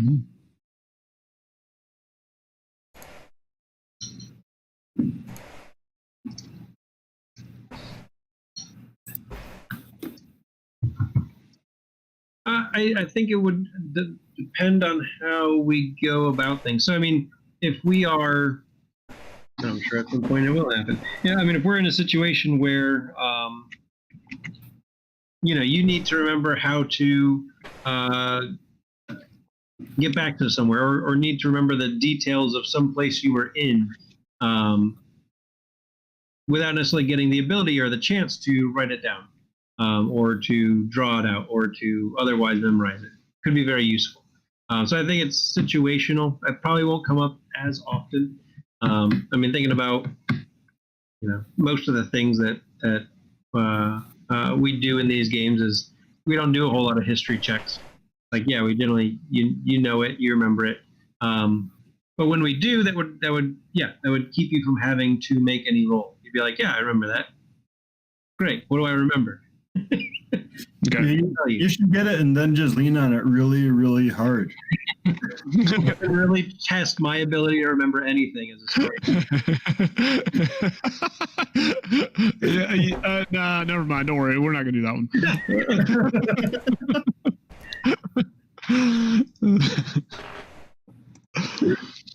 So if we feel comfortable sharing, what are the knacks we're either going with or thinking about? And you don't have to share. It might be something you want to hold on to for right now until we get in farther. I have the super fast, super useful speed reader. I mean, it definitely makes sense for your character. It's going to be very useful all the time. We're going to be reading a I'll lot. make sure it is. It's going to come up every session. Hey, and it says on scroll through a tablet really fast, so I'll just be flick, flick, flick, flick. Got it. Well, and so, I mean, there are times where that will be useful, right? Like there's going to be times where you all need to research something. And it's going to take time. And it like I really actually liked a lot of the clock system from Blades in the Dark. And so, I mean, I can see that, like giving you a shorter clock, right? Like It just says basically half the time to do. Exactly. Right, like if it normally would take somebody an 8-tick clock to get something done, it's going to take you 4 to do the same research. So actually, yes, like that will come up. And it will, Speed reading. that will speed reading will come up. I'll read the road signs before you guys do. Oh, gotcha. Beat you. Yeah, you can test the bridge person. You challenge them to a reading contest for whether or not you can cross the bridge. Yep. What else? What other folks going for? I'm hiding. I took blockade of reason. That's where you can just like destroy people with your arguments. Is that? Yeah. Yeah, you can readily deflate arguments of hucksters and con men with a sharp application of reason or blunt denial. Which blunt denial isn't necessarily what I was going for, but so I'll use it the other way. So, Carter, you can hide. Is that what you said? That's like Oh no, I'm Will Hunting did to the guy in the bar. right.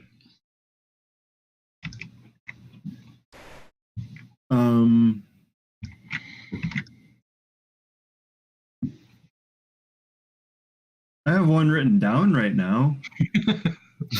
What do you have written down? I have written down unobtrusive visitor.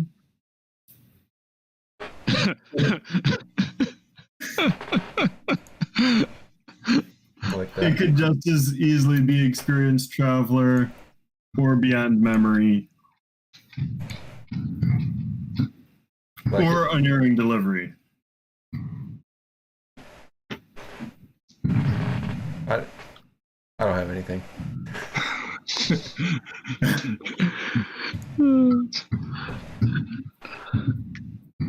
I'll get there though.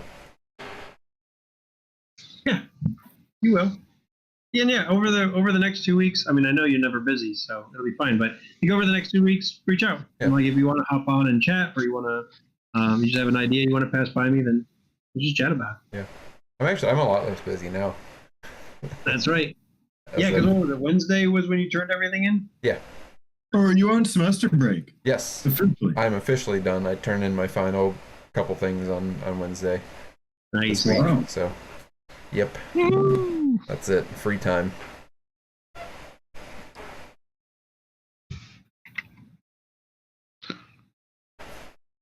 That's cool. So yeah. Congratulations on being done with semester 1. Thanks. Yeah, I I just know it's been a gotta, lot of work. yep. It has. It has. Especially the last few weeks have been crazy. But I assume that's why you took and enjoyed the nice squadrons break. yep. So I'm just gonna sit and play video games. I Yeah. might switch my thing to We Go All Night in the creator section. So you're going create. You're going creator. I could, yeah. I was just checking out its knacks, and that one would fit quite a bit. I don't know if creator fits as well, but We Go All Night does.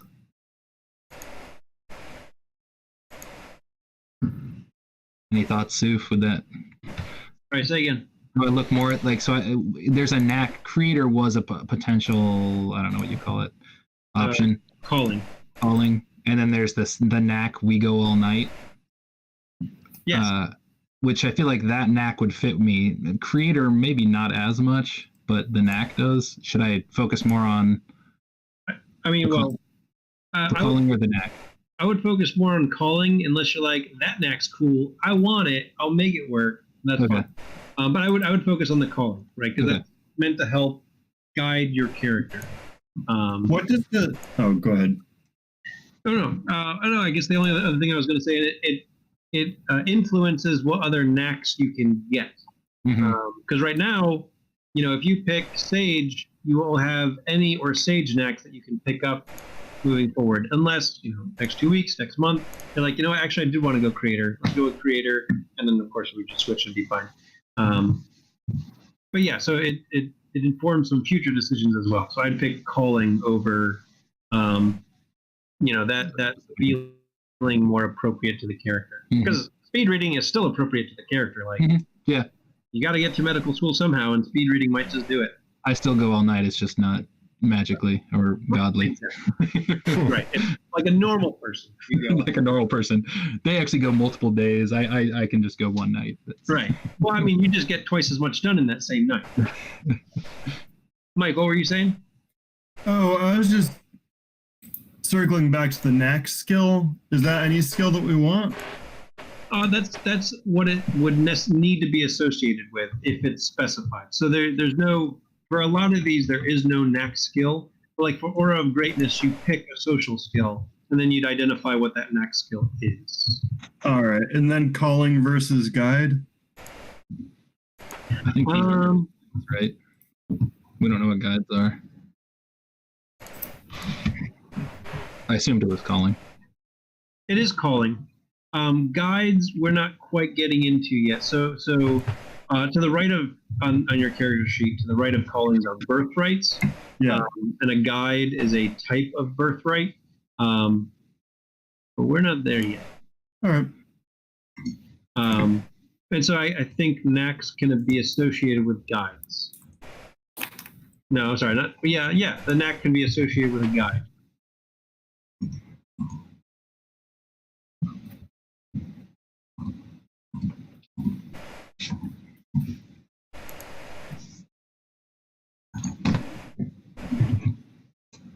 Cool. We good? Any other questions before we move forward?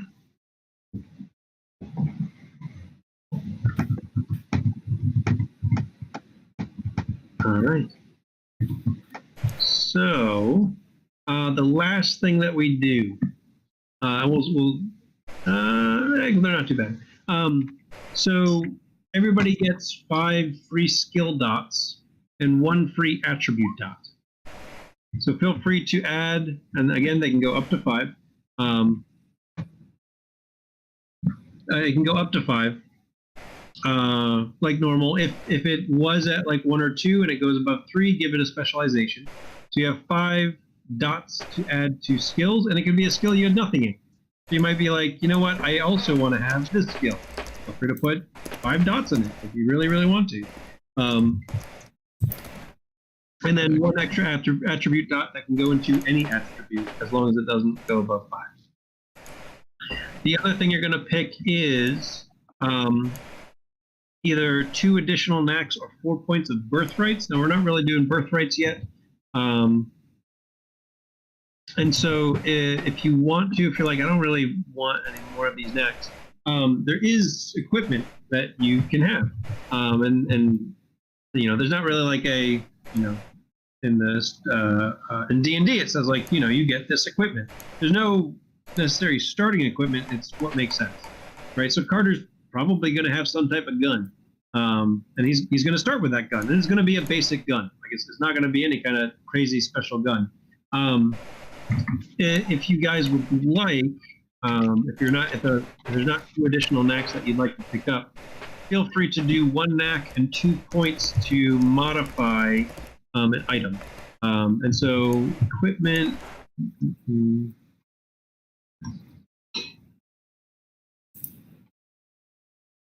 Equipment is on and around page 122 for weapons and armor.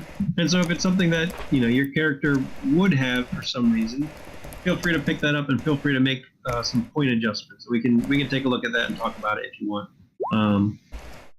But yes, thank you, Mike. 5 skills, 2 attributes, or one attribute. 5 skills and add 1 point to 1 attribute, and then either 2 knacks or 1 knack, and feel free to make some modifications to an item that you might have, a weapon or a piece of armor. And they give example weapons on page 124. They give example armor as well. An example armor on 125.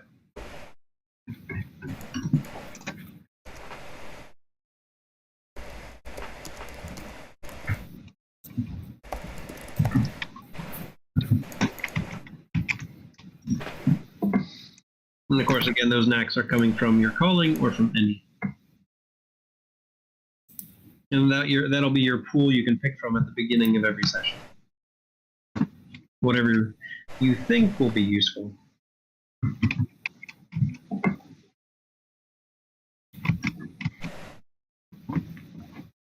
All right, sorry, Steve. Can you summarize again? All of that? So it's either a couple of knacks or Guaranteed for everybody 5 skills and 1 attribute point. right. And then either 2 knacks or 1 knack, 2 points to adjust equipment for weapons and armor that you might have for whatever reason. And I mean, I'd say it's not unreasonable to have a sword somewhere. I mean, I know a few of us have swords sitting at home, right? It's not unreasonable. I mean, you might have a full plate armor set at home. I don't know what you're talking about. Good. Right. You might have a nice dagger. And That's then not unreasonable, right? there's like the equipment. It was page around in and around page 122. And generally, I recall for equipment, it works that you can have up to 3 effective points for equipment. So like they have different tags. And there's certain tags that say like, no, I'm sorry, I don't think we're going to take that right now. Like aggravated. In the world of darkness, aggravated damage is the worst kind of damage there is. Right now, none of you have access to aggravated weapons that would harm gods. So, I mean, other than that, most of these are fine. So, like, you might have an automatic weapon. That's a 2-point tag. So that would be 2 out of the 3 points that weapon could have. There are negative tags, like on here, like loud, -1. So that offsets. So you might have an automatic weapon that's loud. So really, that automatic only costs 1 of the 3 points that go into that weapon. All weapons have a damage type, so bashing or lethal or aggravated, but not right now. And so some of those are free. So like it being a thrown weapon is free. That's just a fact. It being a ranged weapon is just a fact. But like there's, or being a firearm is just a fact. Those are 0 cost. And obviously should be on there. But you're able to mix and match. And it's the same kind of thing with armors. It just has less tags for armor. So is my character going to be wielding a weapon? Like, is that going to happen? I'm just trying to get a feel for this game. Let's be honest, yeah. Okay. But I mean, just hadn't necessarily envisioned that a whole lot. That's the thing. Like right now, no. Yeah. Right, but I mean, no. I mean, like, who's just walking around with a maul? Right. So I wasn't. Yeah, this is carrying a sledgehammer. Nobody. Right. But I mean, think of Loki, right? We don't really think of Loki being a character that wields weapons. But Loki is a god and a character that wields weapons when needed, and it's usually the weapons that fit Loki, finesse type weapons, a dagger, potentially some type of spear if it's a lighter one, right? And so no, like you don't have to make a scalpel weapon and be like, I carry my scalpel with me everywhere. So do I have to have that yet, or that can be acquired? You do not need to have that yet. So, okay. So that kind of choice to put 2 points to adjust a piece of equipment is just if it makes sense right now. So like Carter's probably going to have some piece of equipment. It might make sense for Bogey to have some type of equipment. Like it wouldn't necessarily be like a Kevlar vest, but some type of protective that could essentially be used as armor, right? Yeah. Like that could make sense for him yeah, to be able to have. And and you just work the flavor around it. It might make sense that Sylvia could have a weapon. She's just not using it as a weapon right now. Something that might fit in the medical field that reasonably could be used as a weapon. Maybe that should be Go a ahead, knife. feel free to adjust that. Say again? A knife, right? That's Essentially, yeah, like a knife makes sense. A bone saw. A bone saw. Yeah. Bone saw. Makes sense. I mean, a bone saw could easily be a weapon. Yep. I mean, you got to get the skull open somehow, right? Right. Right. But I mean, yes. Let's be honest. This is a role playing game that we are in. I wasn't quite sure how much we were going to be like. Yeah, It's going to be mixed. So I mean, I mean, it's not it's not D&D where like every character is built to fight in some capacity. You can build a character that has no fighting capacity, and that's fine. That's kind of where I was at. I don't fight. It doesn't mean you'll have nothing to do in combat. Like we'll be able to see, especially moving into hero and such. Like there is capacity for you to be able to be in a fight without necessarily being the brawler or the boxer or the gunner. And I mean, you don't have to be good at fighting to fight. I feel like I will. I'm happy to do it. Just my origin has no like. Yeah, and that's fine, right? And it might be that's the way it is. And as we get experience, you'll start adding points to whatever combat skill you feel is appropriate. As you're like, oh shit, I have to learn how to fight now. And so that's part of the character development. You're starting out with no fighting, you might get your ass kicked. Hopefully some of these people will help you out. And then you realize you need to start training in something. And that's where your skill points go into. Or your experience points go into. Or Johnny, we get a God Killer weapon, we'll be sure to give it to the first. Yep. Yeah. Oh yeah. As soon as you find a magic weapon, you'll make sure somebody can hold it and be safe with it. That's right. That's what Yeah. Give it to Josh's character, and if he happens to leave, he'll take it. I'm not leaving. Once I'm in, I'm staying. I'm excited. That's why I gotta make sure it's right. Yeah. Absolutely. Well, I think that it'll really help that you can tweak them. Yeah, and it's built into the system to tweak. It's not even just like, feel free to, but it is also feel free to. But yeah, like in the system, like Drew said, you can make adjustments from session to session. that's all it took for me to keep a Josh character was on. I could have just let him tweak it from game to game. Now you tell me that? Well, I mean, you do. He tweaks his race and class. Right. It's minor tweaks. And backstory. Right. It's just like a little race class backstory tweak. Little adjustment here and there. Hey, look, I don't know about the rest of you, but I haven't had to like sleep or take time to like do anything. I haven't been low on hit points in a lot of sessions because You figured out how to get a long rest in Johnny's campaign. Yep. Yeah, Drew, you might be doing it wrong. Yeah. You all came in fresh as of 2 sessions ago. All right, are we good on adding in additional skills, additional max, and or during adding in adjusting some weapon items? And by the way, those 2 points I'm talking about is like, a knife is concealable, lethal, melee, and thrown. Like those are the points that they give to it to make it 3. I'm saying feel free to add an additional point or 2 to that, so it's even more specialized in some capacity. Well, I think what I would say is don't necessarily take more negatives to adjust it. Like you don't need to min-max anything. It's not D&D. But feel free to make some adjustments to weapon or armor if you want to take one knack and take some adjustment points.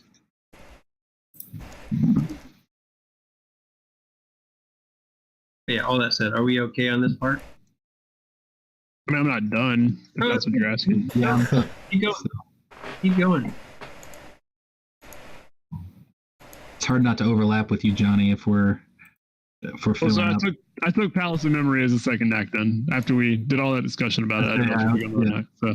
Yeah, sorry. I got a combat second knack called Flatlander. What does that one do? Look at that one. What is Flatlander? Flatlander,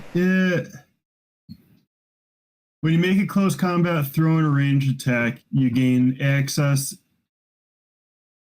and one enhancement to apply any of the following stunts to your action, in addition to the default set.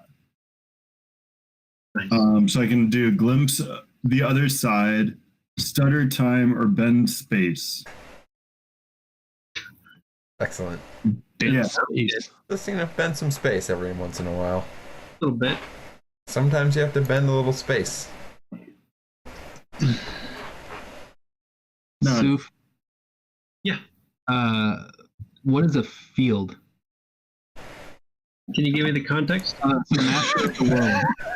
When inside a field, you may define up to 3 points of enhancements or complications. This is a Sage. So this is under Sage, yeah, on page 111. Master of the world. One side. I don't understand half of that. Yeah, if there were things I didn't understand, I just skipped it. Well, if I'm not gonna double you up, I gotta.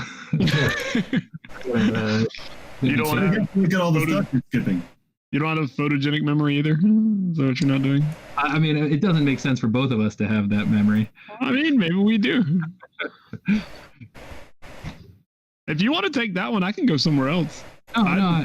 I'm still. I might go creation. I might just it doesn't fit with my backstory, but that's fine. This is my god I'm just learning about, and maybe I'm actually a creator, not a sager. Not a sager. I've been raised a sage, but I'm actually. Well, if you go back on all that old Palace of Memory, let me know. I'll go back and look at some of the other necks. Because there are a couple other ones in there that I could definitely work into me. So Drew, so part of the storytelling method of Scion is that I will help create the world and you all will help shape the world. So a field is, as it notes there, like a bar. You guys are in a bar, and it makes sense that there would be a shotgun behind the bar. Now, whether or not there is, who knows? Unless you're a master of the world, and there is a shotgun behind the bar. And that's why you went behind the bar to get it, right? Like you have defined there is a shotgun there. I can't tell you otherwise. Being the storyteller, it's there, but it has to make sense, right? Like it says, there's not a rocket launcher. Sure, damn. But you can't be like, yeah, there's a rocket launcher behind the bar. It'll be like, no, Of course there is. So it's the ability to essentially manipulate the world that I create for you. That sounds fun. It is kind of fun. Yeah. Yeah, so Scion is much more of even more of a collaborative storytelling than a lot of the other games that maybe we've played where, and I think it's more like Blades in the Dark, right? Where we are creating the story. I'm going to try to set the scene for you, but you've got influence over the world. That's part of being the child of a god, even if you don't know it. And that's what Master of the World kind of represents. Does that make more sense? It does. Johnny, do you want that one or? Which one? The Master of the World that was just described, or I'll take it if you. No, go for it. No, I took Palace of Memory. Right. But you can have that one. I can already see that being handy. There's a $20 bill in your pocket. Oh, hey, look at this. All right, I'm gonna grab office hours as well. So if you guys need help with the problem. Yeah, I considered that one as a group help, but I was like, it doesn't really flow real well with. Yeah, but so equipment is there's an assumption that we have normal clothing and everything. Yep. Does that include things like you'd have a cell phone? You'd have does it include? I don't want to call it necessity, but the basics of life. Yeah. And then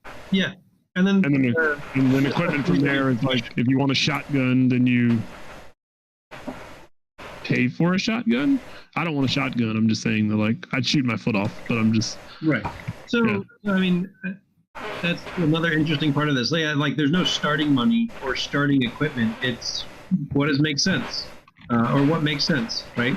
And so, does it make sense for you to have a shotgun? Maybe it does. Like maybe you got one at home. Like, you might not be an avid gun user, but you have a shotgun at home, right? And so you would take shotgun. It would be there. It's something you have access to. If that doesn't make sense, then you don't have access to a shotgun. You would need to go procure one somehow, legally or otherwise. Ideally legally, at least currently. Unless you're, Josh's bar fighter is like, I'm getting a shotgun any way I can. Yeah. I'll find the first person who's got one and punch him until they give it to me. Solid. Right? So yeah, right now it's like base equipment. Yeah, you got it. Like you got a knife, great. You got a knife. They already mapped out what a knife is for the take one. Yeah. Where are the weapon and armor descriptions? I see it on 124 and 25. Is there like a set of stuff? Like some defined ones. Yeah. Let me see. They do have some example ones on in like the grayed out. It's like sample weapons on page 124 and sample armor. Is that what you're talking about? Yeah. Yes. Like what does I see? So they're saying that the knife has the 4 attributes.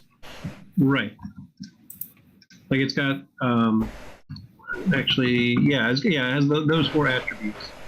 Some of which are innate to it. So like lethal costs 0, but concealable costs 1, so that's 1 point. Melee is free, as I recall. Yep. And then thrown is free. So it's actually a 1 point weapon. Okay. And so, like, to that, you might add something like, you might make it returning. That's a little strange, a little interesting, but maybe you've got some way to make it returning. Maybe you're just an epic knife thrower, and you'll get it back to yourself. But something like pushing when it makes sense, right? Like, it's a pushing dagger. It pushes people around. Or having reach with it. So these abilities, we know we're weird. We don't know why we're weird necessarily. Is that? And you're not completely weird. Like you're weird in some ways, right? Yeah. But it's not like, it's not, yeah.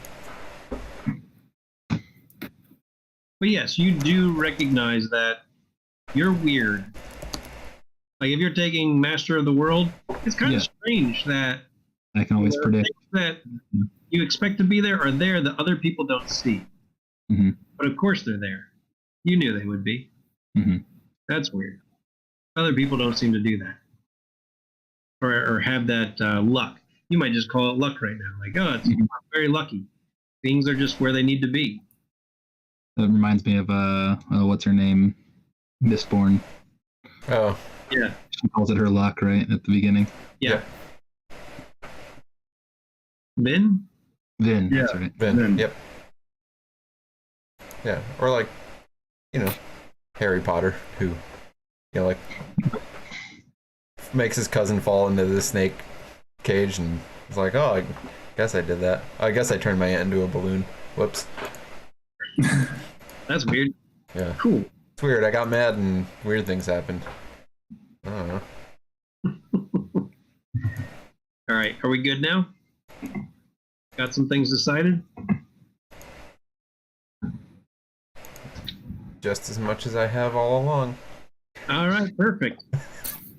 What about everybody else? Yeah. All right. All right. So something easy to define is your defense. Defense is the number of dots you have in your highest resilience attributes. That's either at the bottom stamina, resolve, or composure. And that defines how defensive you are as a character. I assume there's some place to note it. Is that somewhere? I don't know if they have it on here. Well, that is something to note. You might put it in your notes at the bottom. Just to remind yourself, like when I say, hey, roll your defense, They'll be like, what the hell is that? Oh, yeah, right. It's resolve. So your defense is the number of dots in your highest resilience. What's everybody's defense? Your defense, say that again.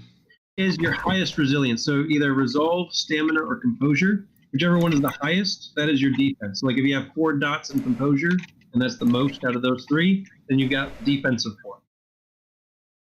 So what's everybody's defense? 4? And what's that in? Stamina. Stamina. Bogey, you just saw, or Drew, or Sylvia? I have 5, and yeah, I have 5 4, and- 5, 4 across that category. Ooh, what's your 5 is your stamina? Yeah, stamina. Pretty nice. 3, what's that for Desh? Composure. Composure. What about for Bogey? 5 for resolve and stamina. Nice. What are we looking at for Josh's potential I character? mean, if he stayed as he is right now, 5. All right, so yeah, you guys got some pretty good defense. That's not bad. That's a good thing. All right, so I could just good to know. No worries. Wait, hold on now. Wait. I mean, Most of us have pretty good defense. We'll be fine. I'm standing behind Carter. Yeah, just stand behind- yeah. Actually, Yeah, so are all of us. actually, that reminds me. Does that go anywhere on here, defense, or is that just we know that? Yes, it's not on there. If you go down to notes, just note what your defense is. Just put defense and then either the number next to it, so like 3 for you, or the attribute and the number.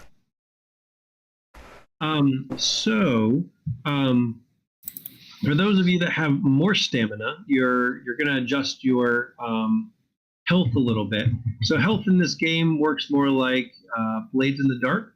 You've got kind of different levels that you can take. There's bruised, injured, maimed, and then taken out, which is knocked out or worse.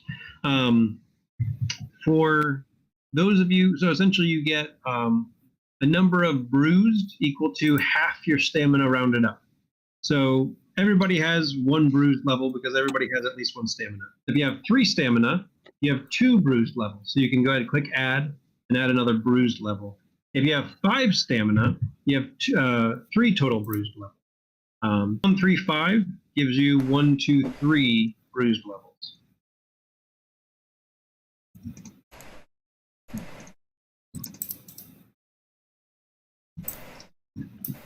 I'm not gonna add anything. I'm just gonna. I like mine the way it is. You know. You're choosing not to add anything. It has nothing to do with your stats. Right. I understand that. That's fine. Yeah. Yeah, I really got super stamina, but I'm choosing not to use it. Nerd. All right. So that is, for the most part, the end of character creation. There's one last thing we'll do with it that's going to help define it. And again, this might be some changes that we see between now and when we play in 2 weeks. But any questions before we move into the final piece? Well, what comes after bruised? For injured and Maimed. Bruised, injured, maimed, taken out. are each one of those 1 line each? Each of those are 1 line, and you can only have extra bruised. So you'll add just extra bruised ones. But But yeah, you can get beat up. And those of you that are more, that are Sturdier. tougher can take a whole lot more bruising before they Right. get to injured. but you can't take but you can't take more cuts than everybody else. So yeah, you got 1 injured line and 1 maimed line. That's for everybody. But you can take more punches than everybody else or somebody else. Okay. Yeah, it turns out doesn't matter who you are if you get shot or stabbed. Yeah, or like bludgeoned over the head really hard. Yeah. Being maimed is being maimed. Like if your arm gets cut off, you've been maimed. Your arm, yep. Yeah. You got no arm. Nope. That's and like in Blades of the Dark, things go up. So like if you run out of bruised, you're taking a lethal, right? You've gotten 2 bruised. Or if you run out of bruised and lethal, you're maimed or taken out. And it's possible you can get straight to maimed, but you still have the other levels open. You can still take bruises and lethal. So it doesn't build up. They are independent lines. One thing I forgot, we'll go back to real quick, but it's easy because you get no choices on it. Yay! Yay!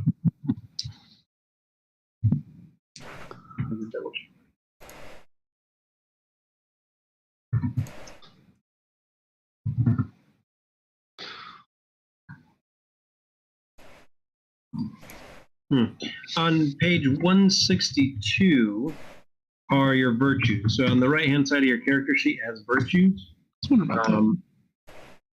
And it's based on your pantheon. So like the Aesir, the Norse gods have audacity and fatalism. And it kind of explains, why you have these things, right? Like generally they are, boisterous, proud gods, but they also recognize that Ragnarok is coming and they're all going to die. And so your virtues always start in the middle, like it's already got a dot in the middle, and you're always leaning one way or the other. We'll get into that into gameplay later. And so you just want to note down those two. So like for Carter, on the left he'll note down audacity, and on the right he'll note down fatalism. For Desh, duty versus conscience. Total hunger versus sacrifice for Sylvia. And what was the fail? Egotism versus kinship. Right.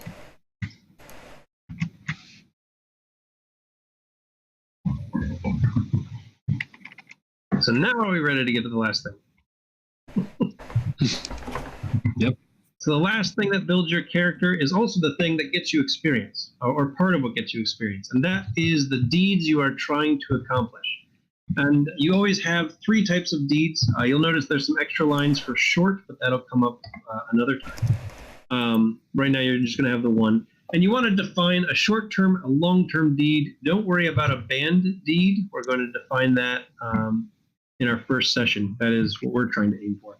So a short-term deed is something that you could reasonably get done in one session, but also should take a little bit of work.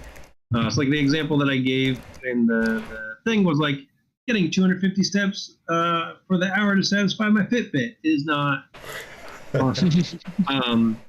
We also don't want to make it too complex. I put down skydiving over the Alps, landing on a predestined spot, skiing the rest of the way down in world record time. That's way too much. So I mean, it's some type of balance between everyday life and something a little bit more. So something that you would want to be able to get done ideally in that session. And that's to kind of help guide what you want to be able to do in that session. That might help guide some of your choices, because the reward is when you complete your short-term goal at the end of the session, you get an experience point. That's the same with long-term goals, and it's the same kind of thing with banned goals, or deeds rather. So define one short-term and one long-term. Again, that doesn't have to be right now, but start kind of thinking about like the first session. What do you want to get done? What do you want to do? Even not knowing necessarily what we're getting into, though. Over this week, I'll be emailing everybody and doing some starter stuff that will start us into where and why we're starting where we are in 2 weeks. But the goal is to set some type of short-term deed you probably can get done in one session. It might not happen. That's fine. Hopefully happen next session, or you can redefine the short-term the next session. Or a long-term deed is something that typically can get done over 3 or 4 sessions. It's something you're trying to build up to. So like Josh's unnamed character right now could be, he's been really working on this car for a while, and he feels like he almost has it done. Like if he could just get a few more parts and get those installed, it'd be ready, and it'd be ready to race, and it'd be awesome. That's a good long-term deed, right? That's something that we could see happen over several sessions, and it might be part of downtime, it might be part of something that we need to go get done, or it might be just we happen to be here and we beat up these guys, and this car looks like it probably has the part I need. And so long-term deed, something we might see, it's not going to happen in one session. If it does, it probably wasn't a good long-term deed. And then the banned deed is something that we define at the beginning of a overall story arc. And so we'll do that in 2 weeks. I'm assuming these deeds are supposed to be in terms of role playing and not in terms of like mechanics, right? It's not like I want to use my firearm skill 3 times. It should be like I want to shoot a guy in the head. I mean, like, is it like, so it's like you gave the car example. So I mean, I'm assuming it's a role playing deed. Generally, yeah, it's more of a role playing deed. And you might look at your skills, and that might help inform. So yeah, it might be like, you know what, I really like shooting people. Yeah, I wanna shoot someone in the kneecap this session. Just I want to see what happens. And let's see if we can make that happen. I'm not judging your character. The other characters might judge your character, and the NPCs might, but that might be your goal. You want to kneecap somebody, like going with your firearms, but like going with Desh, who's more of an investigative reporter. Your short-term goal might be you want to dig information out of somebody. Like I don't know, maybe he gets a rush out of the investigative journalism where he almost likes it when people resist a little bit because he likes knowing he can get that information out of them. And so that might be your short-term goal, getting information out of somebody who maybe doesn't quite want to give it up. Okay. It doesn't have to be as extreme as like torturing the name of this blah blah blah out of somebody. Like, it doesn't. It's something you should be able to get done in one session, probably related to what your character would normally do, but might not necessarily come up. You're going to have to aim for it. Does that help? Okay. Yep. I mean, no, but yeah. All right. And as long as it helps, yes or no. And Yeah. either one. And again, not something you need to process and figure out now. Yeah. But something to be putting your mind on, or put 1 or 2 notes down into those lines. One short term, one long term. The other short terms are if I give you a short term, or you get additional short terms.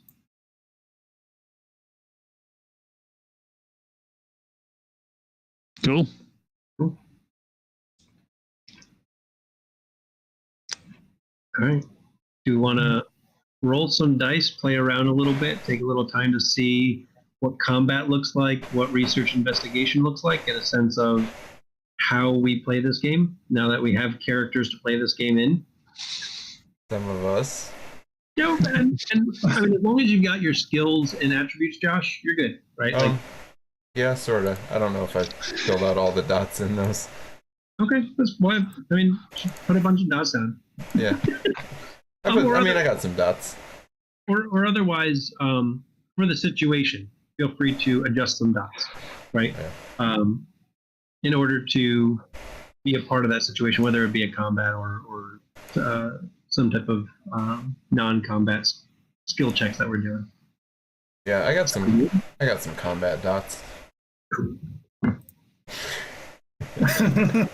This guy was going to be pretty good at fighting. Of course. Yeah, there were like extra dots.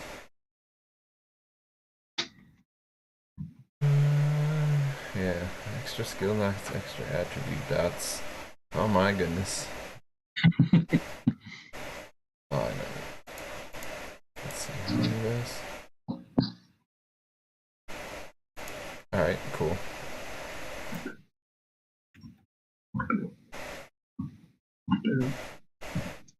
More bruise slots. Random stuff out there.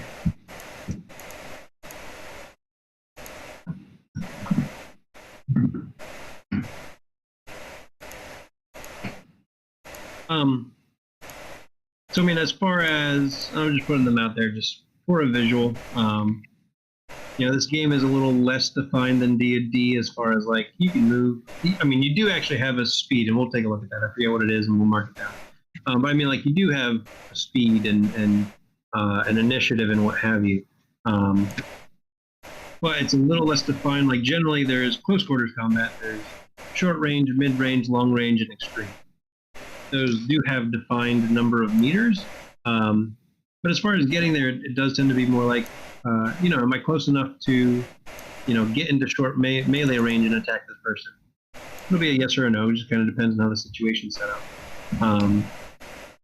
But we will. I just have to find a nice way to do it. We'll set up either classic D&D style. Set it up. We'll put people down. Everything will be measured in meters. As far as the squares, I think it's like D&D. Square would end up being 6 feet, 2 meters instead of 5 foot square. And we'll play it normally and figure it out from there. And then I think 0 to 2 meters. So being adjacent is melee. Up to 30 meters. So 15 squares away is short range. What have you. But let's go ahead and just fight some guys. Street fight. They've got chains and knives. I don't know what you got. I know Carter's probably got a gun. We got the mechanics, got some fisticuffs. Yeah. Whatever you do or don't have, it's a street fight. Feel free to pick stuff up on the street and fight with it. Feel free to run, do whatever you want to do. We're just going to run a basic combat just to see, how does it work and what do we do? So you start, and you might want to note this in your notes. Everybody has an initiative, and it is based on your best combat-related skill, which if that's 0, then it's 0. So that's close combat, firearms, athletics. If you're using that as your combat skill, all count as combat skills. So your best combat skill plus cunning, and you want to take those dice and roll them. So on the top of your character sheet, you can select an attribute. So everyone will select cunning, and you'll select a skill, and you want to select the most appropriate combat skill. So it might be close combat for Josh's character. And then just hit the D10 and let it roll. So my athletics is 4, but that's for climbing and caving and stuff. Okay. I mean, do you... I guess the question would be how would Bogey fight? I mean, you're strong. If you're, yeah, and that's my same kind of skill set comes from that too, from just working out. Yeah. Yeah, he's super fit. Right. So I mean, yeah, you might a dude that's super fit, right? Yeah. I mean, having greater fitness does help in a fight. That's. Oh, Wow. there's our military guy right there. Jeez. Go get him. And so you'll notice it's automatically setting successes. Yeah. So successes in this game are defined as getting an 8 or higher. Something that we'll need to note. Let's see if it came up. So, is that? Wow, that's a lot of dice.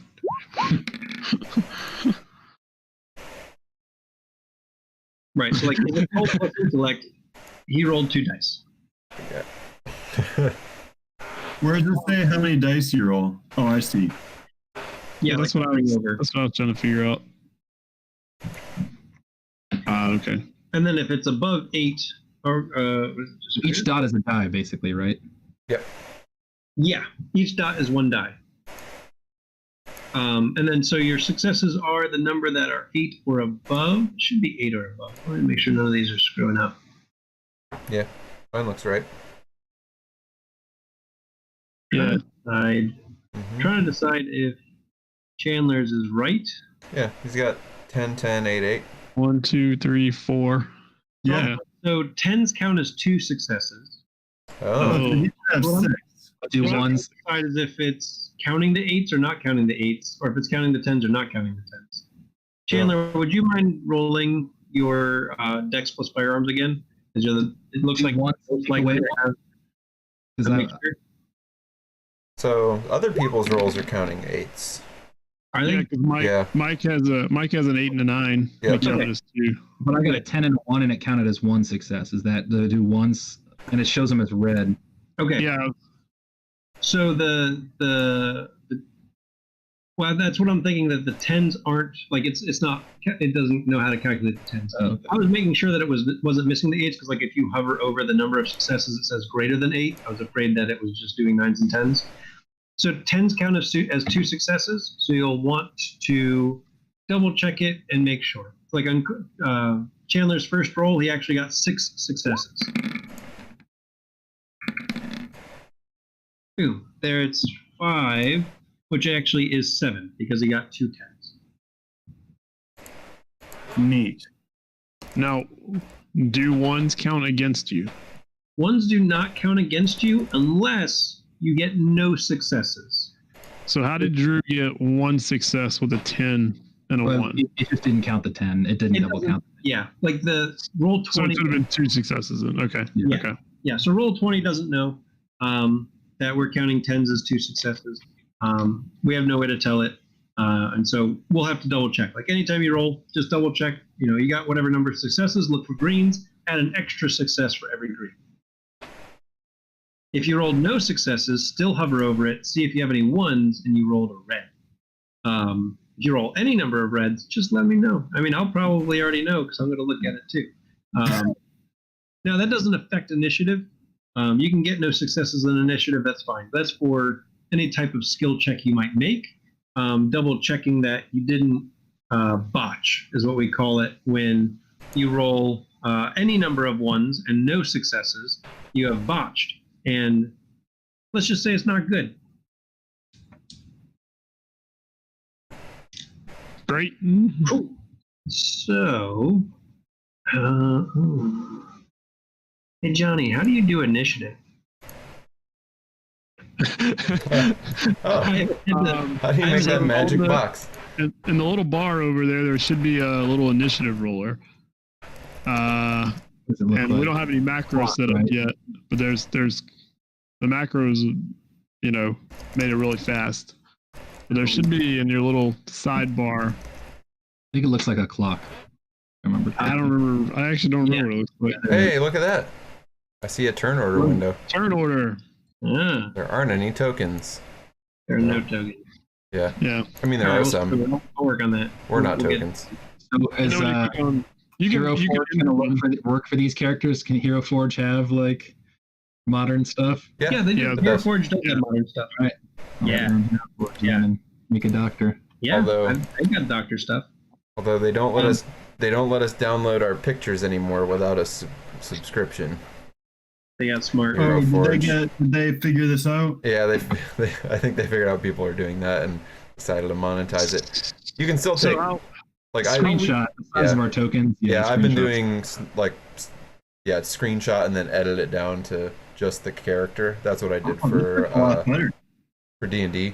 So you get a little bit of background in there. Yeah. You don't get that just cut out token look. Mhm. Yeah. How I'm much not, is a subscription? more than I'm willing to pay to download pictures. Yeah. I thought about it and Yeah. I was like, nah, not worth it. No, we can't hear you, Carter. We cannot hear you, Carter. Chandler. Whoever you are. Carter can. Yeah, I thought about if we all get tokens made, maybe I'll get one just to like download all those pictures and then let the subscription. It's $4 for a month. Or it's $6 for a month if you do it monthly. It's $4 a month if you do it for a year. But I could do $6 just to get us all pictures if we really want to, like fancy pictures at some point. Yeah, once we all have. We're good. Okay. But come on, So- Hero Forge, I like you a lot. You didn't have to do that. I do. But I mean, yeah, they need to make money. I understand. I'm buying their minis. Give me a free picture. Come on. No, Well, yeah, that's I do fine. think if you buy the mini, they should let you download it or do whatever you want to with it if you pay for it. Yeah, I wonder if I can. I didn't look. Can I download pictures of the minis I bought? So the initiative Anyway, in this game is interesting. So the initiative is your initiative order, just like in D&D, but it's the player's initiative order. So like Chandler rolled a total of 6. Josh got 2. Johnny got 1. Drew actually Chandler, we got can't hear you. 2. Chandler, we can't hear you still. No. And Bogey got 2. Mhm. And once we get it set up better, that sets the player slots. So there's a what was it? 6, 3 2s, and a 1. Wait. Mic check. Mic check. Can y'all hear me? Yeah. Yeah. Now we got it. Okay. Hey, I have Token Maker. I'm one of the unlimited subscribers to it. Oh. So send me what you want. That's what I was trying to say this entire time. That's what Okay. All right. Baby, all that's holy. All right. We got our token guy right here. Excellent. Yes. Send everything to me. Cool.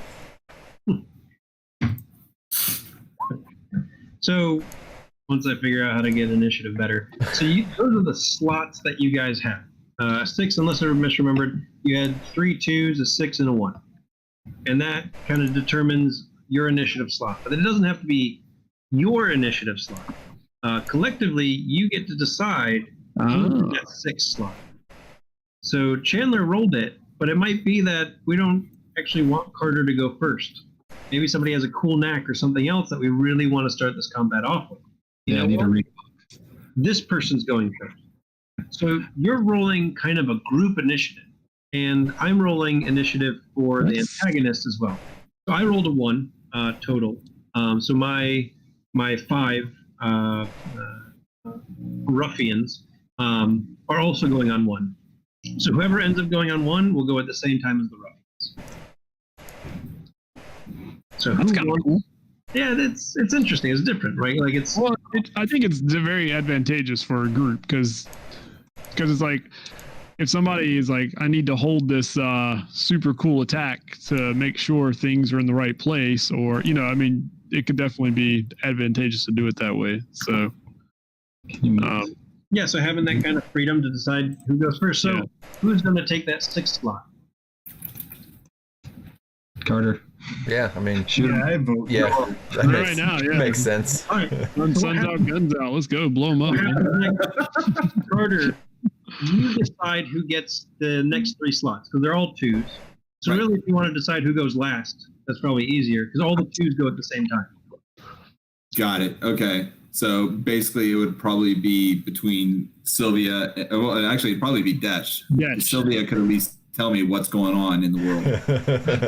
And not get hurt. Yeah. Oh, yeah, that too. Sorry. No, you're fine. I'm just thinking about defense, right? Yeah. All right, so Carter's going to go first. Josh, Sylvia, and Bogey are going to go at the 2 slot, and then Desh and the ruffians are going to go on the 1 slot. So that is our initiative. And now you've got actions, whatever actions you might want to do. Typically, that's attacking or defending. But feel free to define other things that might be applicable. So, I mean, it might be like you want to stop this fight real quick, and Carter's decided, you know what? No, we're not going to do this fight. I'm going to try and intimidate them into just walking away. That's going to be the fight. That's all we're going to do. Cool. So that's what we'll do. Like, we'll work out that action. We'll work out with the skill and the attribute that go with that. We'll see what happens, and it'll be a good time. And it might be a really short fight where nobody gets hurt. That's always a bad thing. Or it might be like Carter's like, my short-term deed is to shoot someone in the kneecaps. So that's how we're starting this off. Finish my short-term deed. So Carter, what would be you all are facing 5 ruffians in an alleyway, relatively wide alleyway. It could fit I don't know. It could fit 2 people across. What would you like to do? They're probably about 15 meters away. Are they showing any aggression towards us? 14 meters away. Sorry, say again, Carter? Are they showing any aggression towards us? Yes, they're showing a lot of aggression towards you. You all got into some type of verbal altercation somewhere else, and as you were all walking somewhere, they got in your way. So the 5 of them are in front of the 5 of you. Okay. About 14, 16 meters away. Right. I'd start to slide my hand down towards my holster on my hip and just go, you don't want to do this, guys, and try to intimidate them. All right. So you are trying to intimidate them. I'm trying to remember something. So this is going to be presence. What I'm trying to remember is.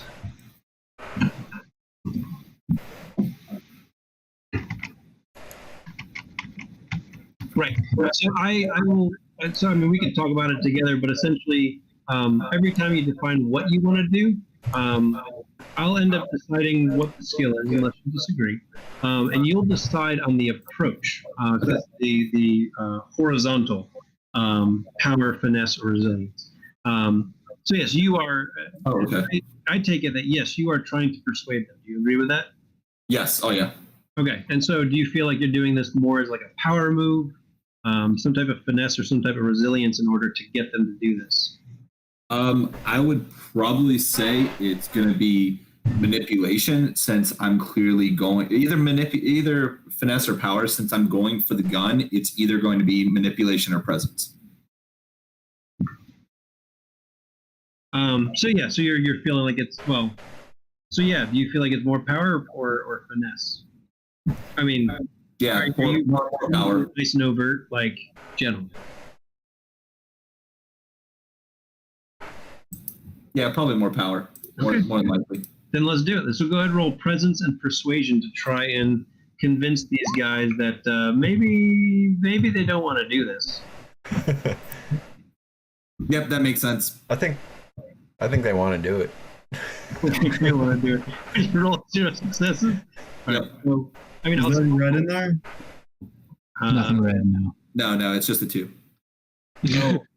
Oh, There's one. Yeah, there's one die. there's one. It was a 2. That's the lowest you can ever roll, right? Is 1 die. I Yeah. should have gone first. There was a reason I did that. Yeah. Hey, you're not like to roll 1 Yeah. that way. No, look, You Carter- guys don't want to do this, but me? yeah, I kinda- Carter didn't actually want to convince him to leave. It's just for show, man. he just felt like maybe. No, he's demonstrating the minimum level of effort. Yep. Fail it. convincing someone No, to back. please don't stop. So yeah, the lead guy out front says no, we really do. I meant to roll 2d10, but still he rolled 1 success.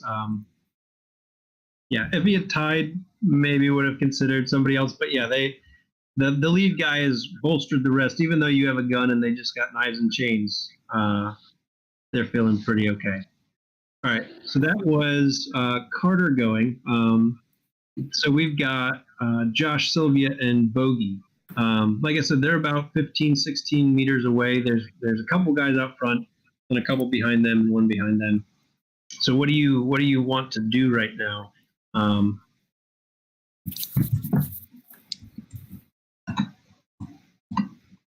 Well, I don't know about the rest of you, but I'm gonna try and bum rush and clobber one of these guys.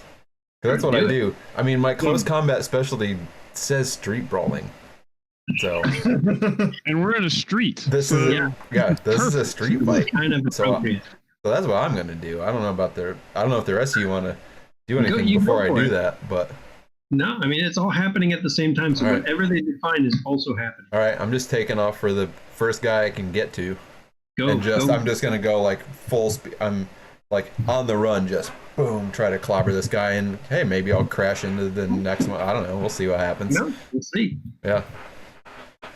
Well, so something good to note. Well, so you can always make one attack in a round. So you can make multi-action.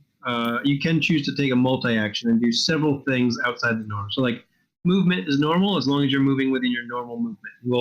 We'll get that defined for next time. I'll send out an email because I don't remember what it is right now, but it's not. You're close enough. I made sure of that. You can always take an attack. You can do a persuasion. You can do one skill reasonably. As soon as you start to try and essentially do more than one skill at a time, that's where you end up having to worry about multi-action. So you could potentially do more than one skill. It's like you wanted to clobber a guy, hopefully take him out. And then I don't know, would you want to like push the other guy back?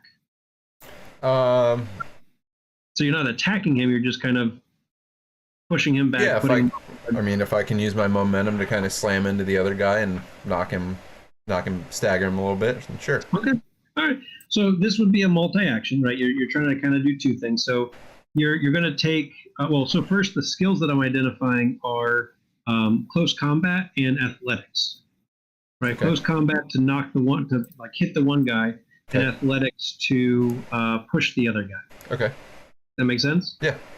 I guess moot question. What approach do you feel like you're taking? I think I'm relying on might here with this one. You are. Yeah. So you're going to take the lesser of those two pools.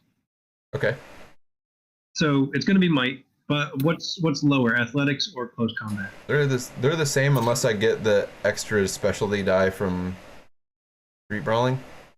So that's where so you have to take the lesser of the two. So it'll you be would athletics. take combat, right? Because athletics would give you a +1 die, which means it would be more advanced. Like that would give you right. So close combat would be less. Well, so close combat's where the specialty. So specialty helps you with other skills. Okay. All right. Gotcha. Combat. So Okay. like if you just wanted to push the guy, I'd say Okay. take a +1 enhancement Right. to your athletics. Okay. But all right. So I'm just gonna take the lesser thing. So close combat and might, and roll it. All right. Cool.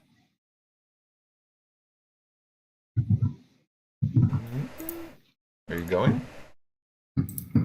Hello? There it is. Oh boy. All right. So you got 2 successes. Yep. So, sorry. That second one was not. I thought the first one didn't go. Oh man, look at that second one. Looks pretty good. Especially with the actually, 2 wait a minute. I didn't look yet. Are there any 10s in the first one? No. No. Oh man, the second one would be 1, 2, 3, 4, 5, 6, 7. It would have been. So for the guy that you're attacking, I rolled his defense, and so these guys happen to have only 1 defense die. He didn't get any successes, but you always have at least 1. So his defense is 1. You got 2 successes, so you beat his defense, Yep. Which means that you will be able to inflict damage. Now, looking at page 116, there are different stunts you can do. So, like when you do an action, and when you succeed on a combat action, you can spend it on stunts. And as we found out with Bogey, like Bogey has some additional stunts depending on what he was doing. I forget what it was for like the Traveler one. It's like the most basic one is inflict damage. So it's, the base number of successes to get over their defense. You deal an injury condition to your target. That's pretty straightforward. But maybe you decide you're not trying to inflict damage. Maybe you want to get into a grapple. Maybe you want to knock the person down, or see something that they have. So you kind of decide. So right now you've got 1 success. So you could inflict damage, that costs nothing. You could inflict damage and try to blind. If he was grappling, you could do that. If you want, you could inflict damage and knock down or trip. Yeah, I mean, and generally, you take the inflict damage unless you don't want to, because it's 0 successes over their defense. Okay. So I have the inflict damage, then I have 1 other success that I can count. Yeah, on page 116 and 117. Okay. I'm looking at that. And so let's see. Sorry, I'm trying to figure. So out of the 2 successes that I rolled, 1 of them is just going to do damage, and the other one is. So out of the 2, 1 had to get over his defense. So he rolled no successes, but you always have 1 defense. Okay. Everybody like. All right. So then it's in addition to that. Yeah, 1 over the threshold of his defense. Cool. So yeah, I think I'll. You know what? Let's knock this guy down. All right, that's a 1 success thing. So yeah. Okay. knock him down. Great. So yeah, you run up and this guy on the right, you clock him. You clock him, and he goes down hard. He is just out. Like That's what I like. That was it for him. And this other guy staggers back from that was your multi-action, right? Like to push back that other guy. Mhm. So he ends up staggering back, and he seems a little bit off. So he's going to end up having a complication in wanting to fight you. So something that can happen when we're fighting is complications. It's a result of something occurring, but doesn't necessarily have an effect. Like you pushed him back, not a big deal, but you pushed him back and you just knocked out his friend. So attacking you will take a complication that he has to overcome. Like when he rolls successes, he's going to have to roll extra successes to overcome the complication.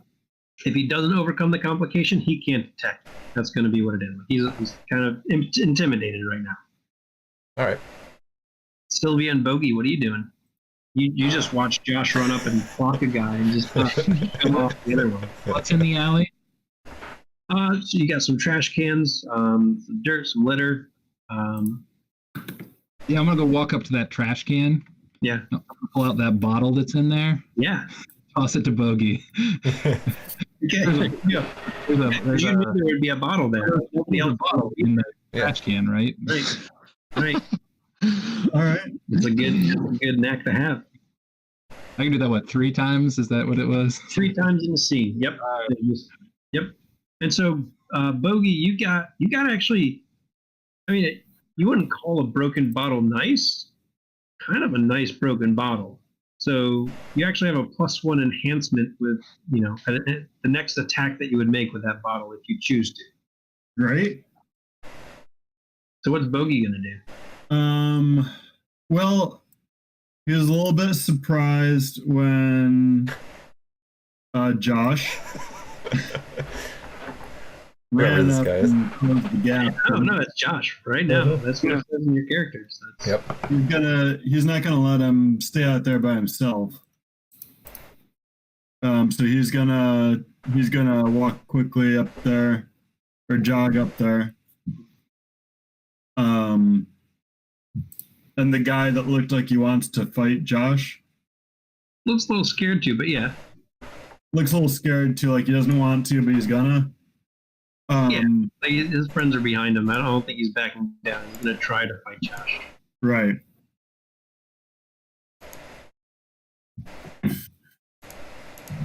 So my specialty for empathy is noticing the situational discomforts of others. Okay. Yeah. And I'm gonna say to the guy that's already looking like he's not feeling it, you probably just don't want to be here at all. You should probably leave. This is gonna get really violent. That's what I was going to do. Well, there's still plenty of guys. Yeah. Right, so Mike, you said so you're trying to persuade him, and you said your empathy specialization was noticing the discomfort of others? Yes. Cool. So go ahead. I'd say it's persuasion. What approach do you feel like you're taking? I'm trying to be the calm voice. So probably resilience. Resilience. So yeah, you feel like that would fall more under composure. All right. Now that is a question. Like, it's this is a communication when we do these. If you're like, no, I mean, I don't feel like it is, then we can talk. I think that it is. I feel like Bogey sort of maintains a high altitude. And so yeah, staying composed helps. So yeah, go ahead and roll persuasion plus composure plus an extra 1 from your empathy specialization. How do I add the extra 1? That is a question. Excellent question. Excellent question. Yeah, I haven't figured out how to do that yet either. I haven't seen. Just go ahead and roll an extra D10 afterwards. Just / 1 D10. We'll see if there's a way in here, and I don't know it yet. It's pretty good. Pretty good. Oh, and there is a 10 in there. Ooh. Yeah, 4. How do you? If you hover over the 3 and 3 success. Yeah, but how do you roll 1d10? Backslash and then 1d10. Or if you Yes, look at the left side, there's the dice. Yeah, you also have a little Yeah. die thing. Oh, sorry, backslash roll and then 1d10.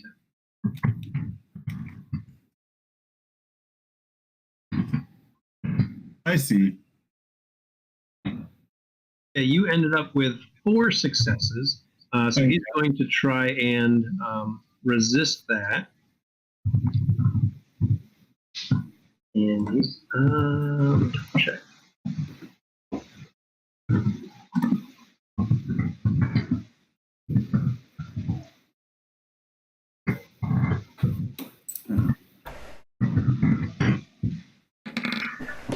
Okay.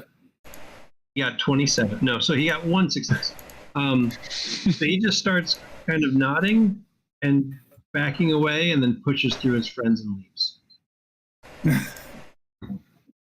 That guy had enough. All right. So Desh and the remaining 3 guys are going at the same time. They just let their friend pass. And then they start getting ready to move forward on these 2 fools. What are you thinking, Desh, as these guys start moving forward? So they'll still do what they're going to do, Right. but you're also going to do what you're going to do all at the same time. I mean, I'm not moving up there.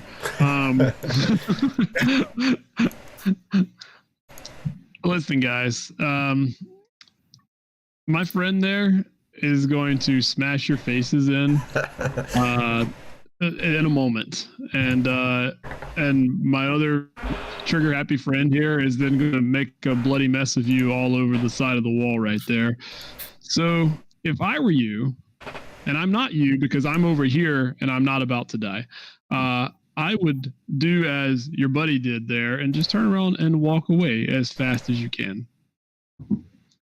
All right, so go ahead and roll. This would be persuasion, by the way. Right, persuasion. I could make an argument for leadership if you wanted to, because you're trying to address all 3. But I don't know what's stronger for you, or if there'd be an advantage in doing leadership. So persuasion is, and I was trying not to be the leadership, but that may be something I look at for. I didn't know how that fell with like persuasive type skills.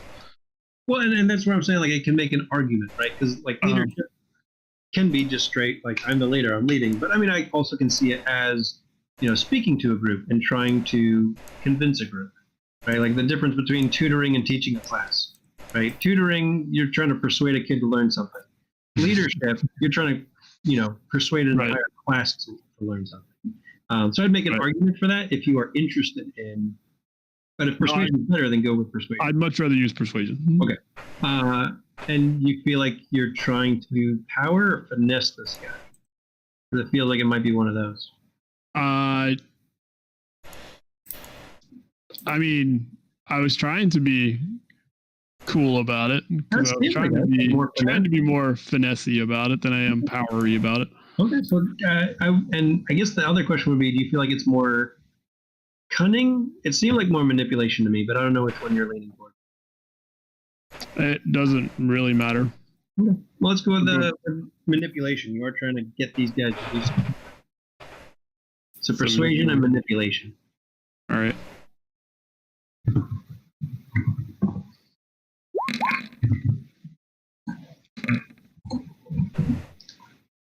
That's 3 successes. I'm going to have them do a group roll to try and resist collectively. I got a 33. 33. All right. So, something I am going to do. Just testing. So something I'm going to do is, and we'll get to it when you guys start getting momentum. I'm going to use some tension. So that's, Josh, why I was asking you about the clocks before, because you guys will end up having a momentum pool, which we'll keep track of. And I have a tension pool. So momentum and tension you can end up using to essentially add dice to roll. I'm not quite ready for that.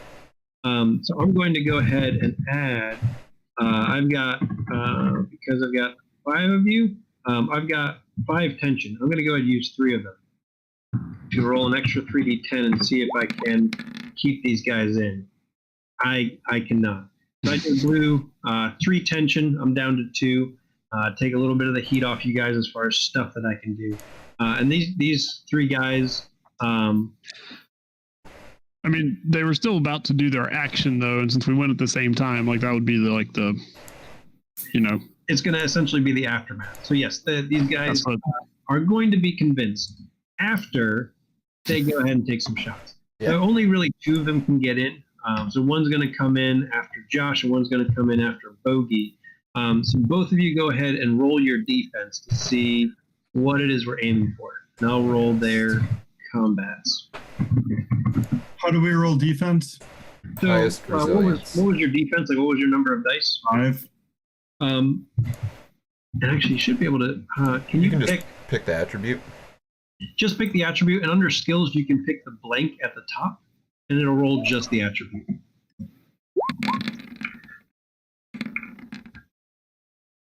All right, so Josh has 3 successes that I'm trying to beat, and Bogey has 1 success that I'm trying to beat.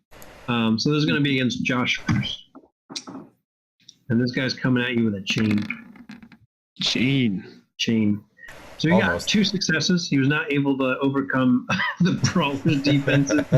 Got you with a chain. You block his arm and throw it back. You get ready to go. This guy's about to get it. Yeah. So would Josh have had a bonus since he is an actual Street Fighter? Or that's only on attacking? That's on using other skills. And so defense is an actual skill. Okay. How did you get 6 dice? Who? Me? Who got 6 dice? Didn't Josh have 6 dice there? No, I rolled 5. Looks like 6. I saw the one more come out later. Yeah, one more came out at the end, but it Wow. looks like it rolled 6 dice. Oh yeah. Yeah. Weird. So it's the exploding. Anytime that there is a 10, it throws an extra dice after the fact. So it's right. That's good notice. Gotcha. Because that's the rule that I am modifying. That 10s are automatic 2 successes instead of exploding. We'll see if we can find a way to modify that in this. Yeah. Or otherwise, you take out the last whatever. Like in this case, we'd ignore that 3. Yeah. Gotcha. Gotcha. So trying to hit Mike. This guy is coming in with some brass knuckles. He got 2 successes. So that beats your 1 success. And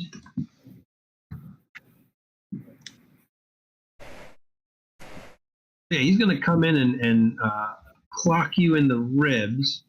So he's going to go ahead and bruise your ribs. So go ahead and mark one of your bruised slots and set the bruised ribs as a condition. We'll get to that. We'll come back around to it.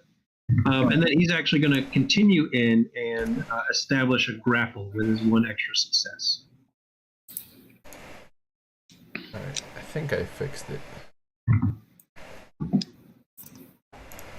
Yeah, what did you do? So when you go in the attributes and abilities part of the character sheet, I noticed that skill rolls at the bottom have D10 exclamation point. So I think if you just take the exclamation point out, it will stop your exploding dice on skill rolls. It will. So that will take care of the skill part of it. I don't know about. Just take out the exclamation point. Yeah. Okay. Attributes, do they have the same thing?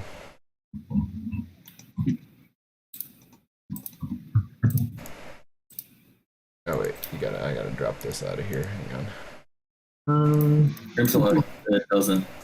It Yeah, does attribute doesn't. So it must just be attached to the skill. Yep. And then it automatically has the exclamation point. Yep.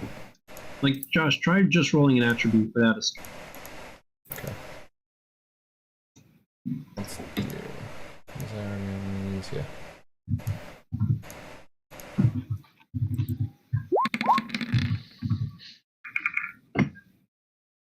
Yeah, there's no. No exclamation point. Yep, no exclamation point in there. And now I'm gonna try just the skill and see if it got rid of it. To make sure.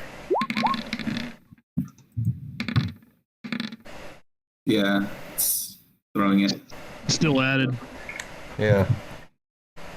Huh. It's Yeah, when it's still in there. It's for each and every single skill that you select. It automatically throws it in. Oh god. Boo. Right. You have Oh, to so go, you'd have to go through and manually edit every. Yeah. like select a skill, go and edit. Select a skill, go Yeah. and edit. Does it stay? Can you go reselect a skill that you already took it off of? Let me see. So Because athletics. mine reset.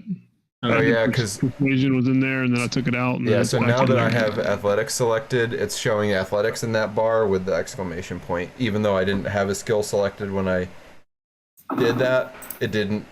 Like the blank skill didn't apply to everything. It only applied to blank skill. So Okay, I'll take a look at it. I'll see if there's an easy way to. yeah, if there's like a global setting that'll do that, but otherwise, like, it's not too bad to go in and just delete some Right. exclamation points.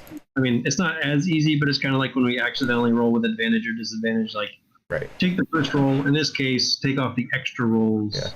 Yeah.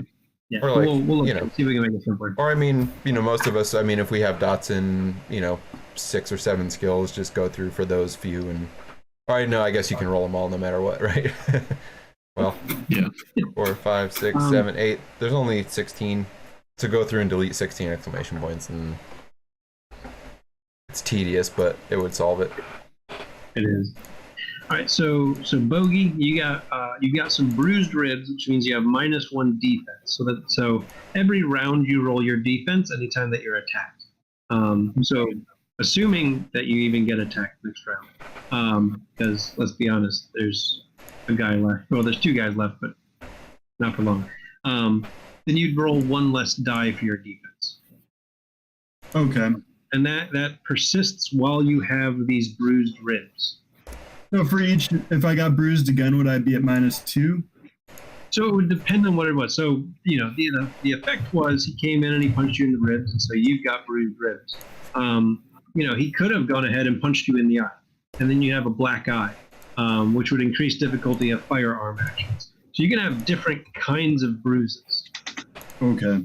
Yeah.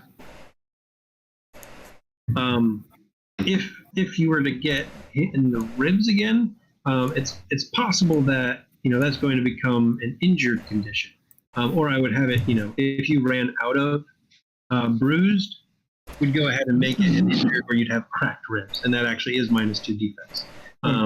But otherwise, you would have bruised ribs and then also bruised ribs for multiple bruises. We'd figure out something else, and so it's a little bit of a drawback. I see. All right, we are back to the top of the round with Carter. So far, everything seems to have gone fine. They are totally convinced to run. Oh no, actually they are. I forgot. No, Desh convinced them to run. Yes. Yeah. So actually, we're at the end of the round, and unless Carter chooses otherwise. But so yeah, these guys come in. They whip on Josh. They start to beat up on Bogey. While Desh is saying this, and then they realize, we're quickly getting outnumbered. Yeah. No, we should try and leave. And so the one guy lets go of Bogey and starts backing up and is trying to leave. So these three guys are backing up, leaving their one friend on the ground, realizing their other friend was the smart one. Anything Sorry. you're going to do, Carter? You set initiative, you stuck with it, or can you readjust it every round? Is it? It stays. I'll take a look. I don't know that there's necessarily like a hold. But I mean, essentially, there should be able to be a hold if you want to change your tick. So if you guys wanted to spread out, you'd be like, I'm going to hold on until 5 or 4. But yeah, otherwise it stays for the round. Okay.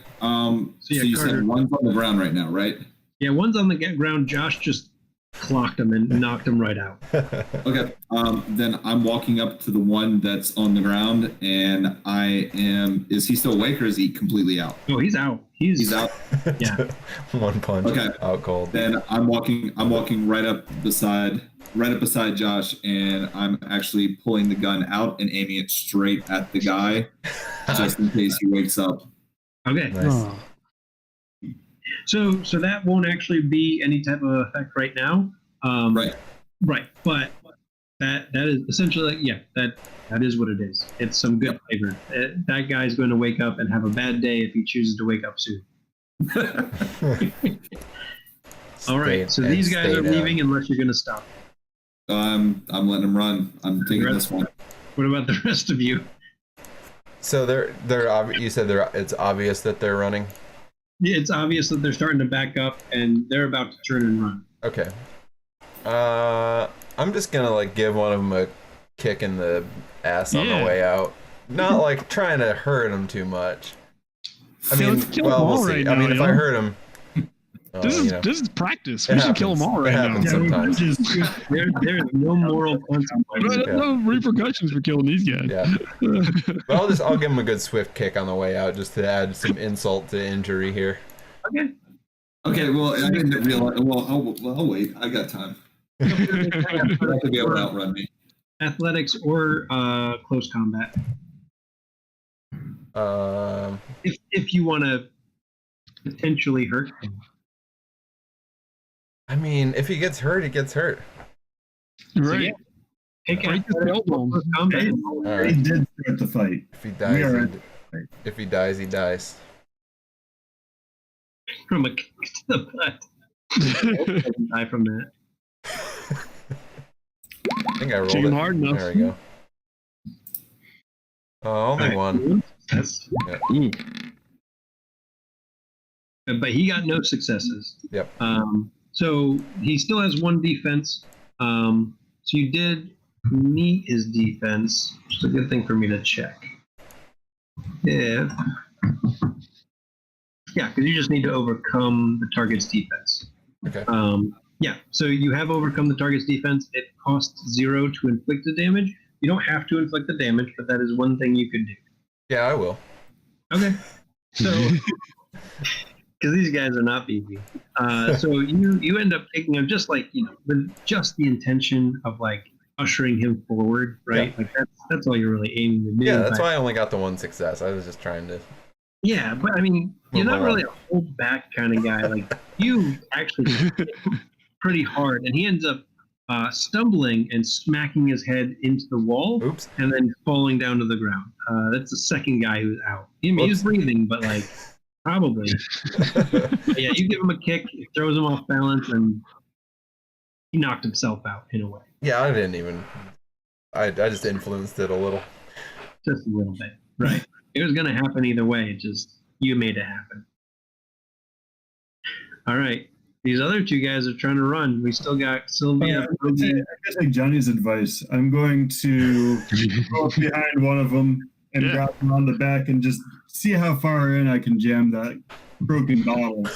Right. Sounds like a good close combat. Like, I mean, you don't want to waste it. Right. Oh, yeah, and yes, +1 enhancement, right? Because this is the bottle that Sylvia gave you. Oh, Yeah. yeah, it's got a nice sharp one, yeah. Yeah. So it's close combat, and then roll an extra d10. Okay. And what's the attribute that it goes with? So I mean, this seems like a power move. Yeah. So I'd probably go with might. Okay. Does that sound right to you? Yeah.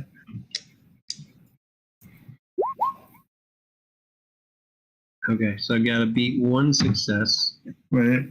Oh no, Where's that's that right. the Add the extra? extra one. Well, doesn't matter anyway. Well, no, it doesn't matter. Oh, Automatic one success. So you actually got 3 successes. 3. So I mean, obviously you're dealing damage as inflict damage, but you have an extra 2. So I mean, as a part of that, you could disarm him. You could knock him down or trip him. You could shove him. You could grab something that he has. So instead of just disarming, like grabbing the brass knuckles that he hit you with, do you want to do any additional stunt as you stab this bottle into his back? Yeah. And I can also use my Flatlander Instead, in addition to. I Oh. get one enhancement to apply any of the stunts in addition to the default set. So I'm going to take his brass knuckles. so I think. Well, let me take.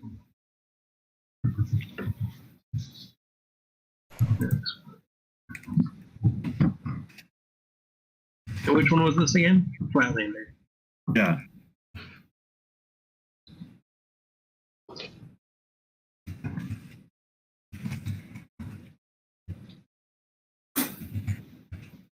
So this is saying you have these additional options, and you have a +1 enhancement to do any of these. So if you wanted to do any of these, you've got your 2 successes.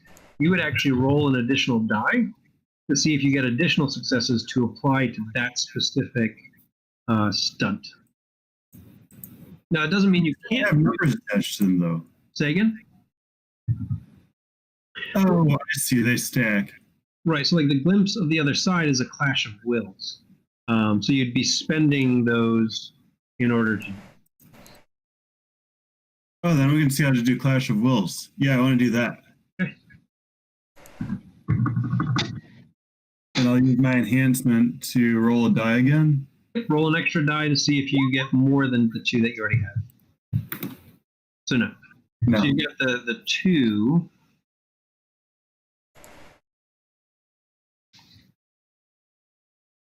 So I'm not taking his brass knuckles. I'm just finding out what Clash of Wills is.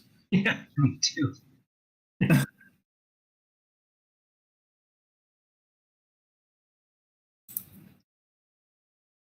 Oh, gotcha.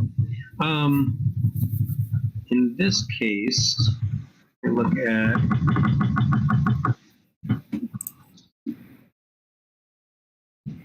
so a Clash of Wills is for someone else who's also of your tier.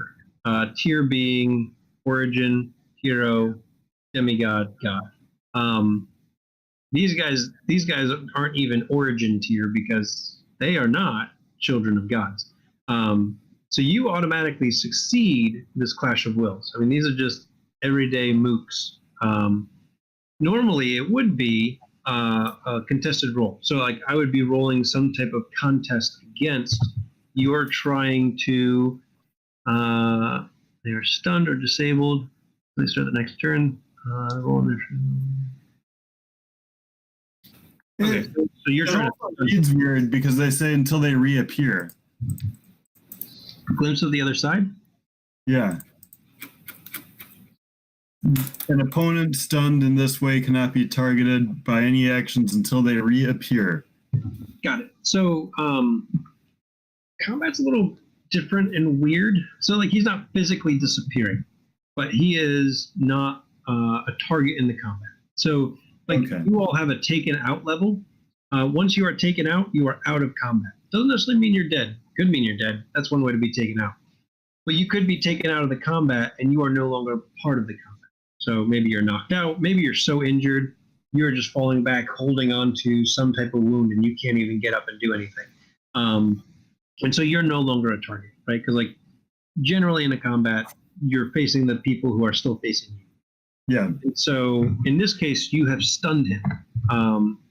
And so he would be out of the combat. Nobody else is targeting him because there's no reason to target him. Okay. Until he reappears. Which actually, I need to double check. Drew, you might be right. I don't know if you reroll initiative. I don't think you do. Well, I was wondering if you like you know how you any of us could have taken the 6 or whatever. Is that once you picked once Carter went on 6, 6 forever, or like every round can we? That's what I was saying. That's what I was saying earlier. That like it's advantageous, but I was assuming you get to switch it up every round. But if it's not that way, then just the first round, and then you're stuck with the number you get. Then the initiative returns the character in the first slot round after round until initiative is no longer needed. Right. Okay. All right. So yeah, just like in D&D, you return back to your own initiative. I'd still say you can hold if you want to do that in order to get to a different initiative space. But yes, the initiative works like D&D, just with much lower numbers. A lot more ties too. Yeah, and a lot it ends up having. Well, at least for now, ends up having a lot more ties. So yeah, Bogey comes up, grabs this guy by the shoulder, shanks him right in the rib, and there's no contest. He is out, and so the thing is, like, he's super out, because he didn't. Again, these guys aren't that sturdy. He's bleeding out. actually, is what's happening. So you stab him right into the ribs from behind, and he is in fact stunned and disabled. He's falling forward unless you're going to catch him, and it seems like he'll probably end up dying from this one.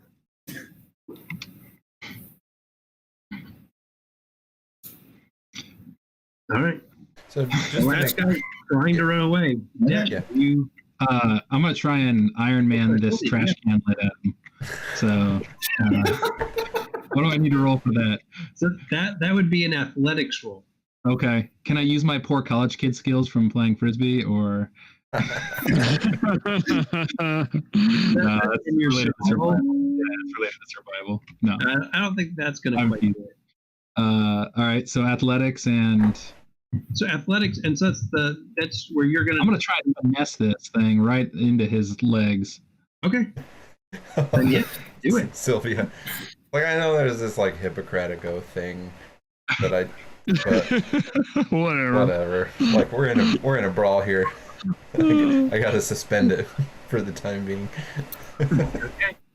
Fine. Okay, so I take it you're not actually trying to hurt this guy. You're just trying to trip him up. I'm trying to take him down. Yeah.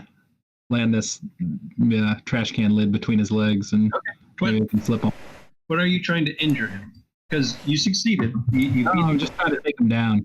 Okay. Oh, you got a lot of successes. There's 5 successes. You're There. actually, so Yeah, it technically only is 4. Yeah.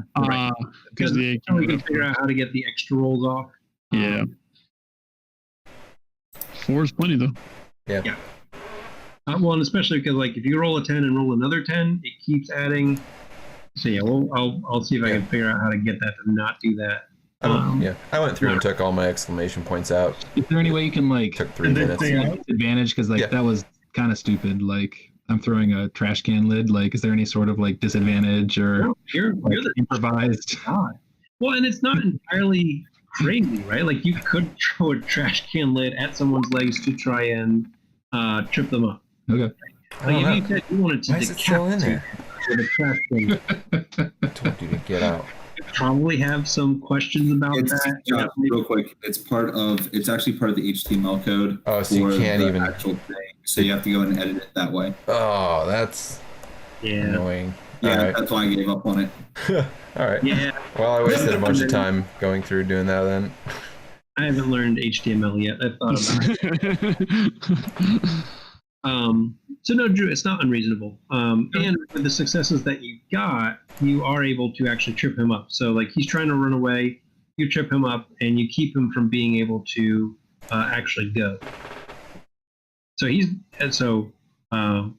be still relatively close. Right now he's getting into short range of you front people, but he's not actually getting a full band of movement away. So Dash, this guy's getting up and starting to move away, clearly just wanting to flee.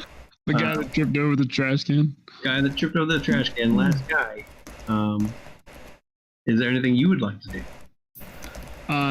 Just because I want to know how this would work, I'm gonna pick up a rock and just like try to pop him on the back of the head with the rock. Okay. Because I don't have anything else to do, and they're running, and he's running away anyway. So this is like a hit him on the back of the head with a rock, like yeah, get out of here, type thing. Okay. I don't have a trash can lid to throw at him, so I'm throwing a rock at him. All right. Well, so that would also be in athletics. Do what? That would also be in athletics. Yep. And so are you trying to do this hard? Like, are you trying to maybe knock him out, or are you Nope. trying to do this more of a finesse? No, I'm trying to like just like a rock, pop him on the back of the head. Okay. So athletics plus dexterity. So Dex. So just to make sure, if you have enough successes to do like multiple stunts, you can spend. So you could like theoretically shove somebody and also knock them down at the same time by spending. Right. The extra successes. Cool. I got 2. You got 2. Well, and so he already rolled his defense, and that is his defense for the round. So he had 1 defense. So you did succeed. Now again, you like Josh, you have the option to inflict damage. But otherwise, you have 1 extra success. So I mean, hitting him in the back of the head, that could be a little bit blinding, as he takes that hit in the back of the head. It could knock him back down as he stumbles forward. And it could inflict damage because you did hit him. I mean, there's no moral consequences. There's no moral consequences. All right, let's break his head then. Let's see if that worked.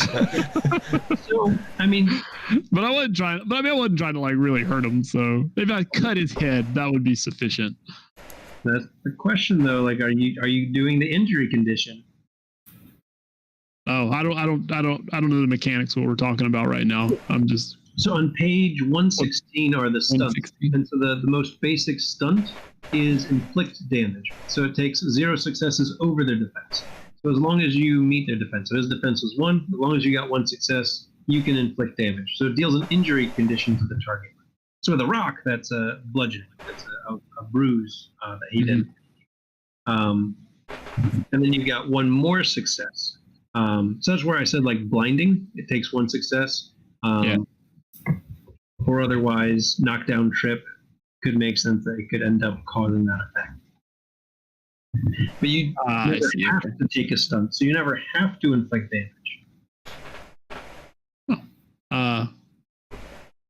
Yeah, let's blind this fool. Are you also taking damage, or no? No, I don't want to. No. I like I said, I don't feel like I would have thrown it hard enough to really hurt him. Okay, cool. So yeah. Difficulty of one. Okay. So yeah, you hit him in the back of the head. It doesn't knock him out. It makes him stumble a little bit, but otherwise he gets up and he starts going. And he's just grabbing his head. He's got a headache, and he's probably gonna have trouble seeing straight for a little while. Yeah. Go tell your friends about us. And he's out of there. Okay. We're the outcasts.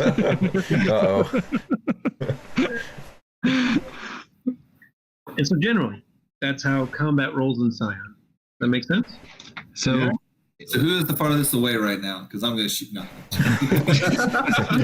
I wanted to see you shoot. I wanted to see something. Yeah, shoot that guy as he's running out. Yeah, get him. Shoot me. Yeah, see what happens. Fights happen. Look, my goal is to shoot somebody today. They're I'm too do far. A brain surgery on Bogey. How do I roll a brain surgery on Bogey? I mean, you might want to wait and do that on me after I get shot by brain surgery, Carter. Bogey. Improvise with a glass bottle. I mean, you could do some brain surgery on the guy who smashed his head into the wall. He's not doing well. He's probably okay, but not good. He might have a concussion. He might have a concussion. Probably not a coma, just a concussion. Yeah, you can fix that with brain surgery. Yeah, you can fix that with brain surgery. So that's basically combat and Scion. Skills will generally work the same kind of way, kind of depending on what it is. So like I said, and obviously we're not going to do it now because it's time. But like doing research, it's going to be on some type of clock, and you're going to be aiming for some number of successes, or some number of successes increase the clock each time. And it can be collective. It might be individual, just depending on what that is. It might be attached to maybe your long-term deed, and something that you're kind of working on when you get a chance to work on it, or your short-term deed, or the band deed. And it all kind of works the same way, right? Like you'll say what you want to do. We'll name what I'll name what I think the skill is, unless you disagree. I possibly give you options. Based on your description, what is it, power, finesse, or resilience? And then we pick the appropriate attribute. Roll, and we go to town. And that's the basic mechanics.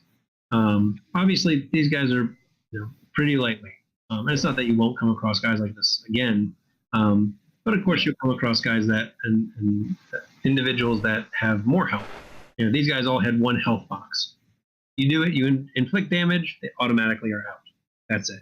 That's the only health box that they have. You'll find other antagonists that have more health boxes and more abilities, whether it be better weapons, or they also have special stunts that they can do, or that I can spend tension on in order to have them do something special, specific to that antagonist. Yeah, so like, for example, from that one, like Bogey, when he ran up and like jabbed the guy with the bottle and it was a might thing, you could say like, hey, no, I was really trying to just do like a quick slash instead. Like, could I do it as dexterity rather than might? And Yeah, so that exactly. kind of thing. Yeah. And I would say instead of trying to like max min that, try to focus on the description. Yeah. Something that we didn't really play with tonight, but we will in the future, is the game's more fun the more that we dig into the story and the theatrics and the description. And so really cool ideas, really nice descriptions, those can garner enhancements by themselves because it's enhancing our play. It's enhancing the fun we're having. And so, focus on your character. How would your character do this? And then feel free to dig into some of the details of what you want to do. Sometimes in D&D, that leads to, all right, we'll make these 5 rolls to see if you can do it. Sometimes this still happens in Scion, but in Scion, oftentimes, adding in those details is meant to enhance the story. Therefore, take a free die to go ahead and get an extra die on the roll.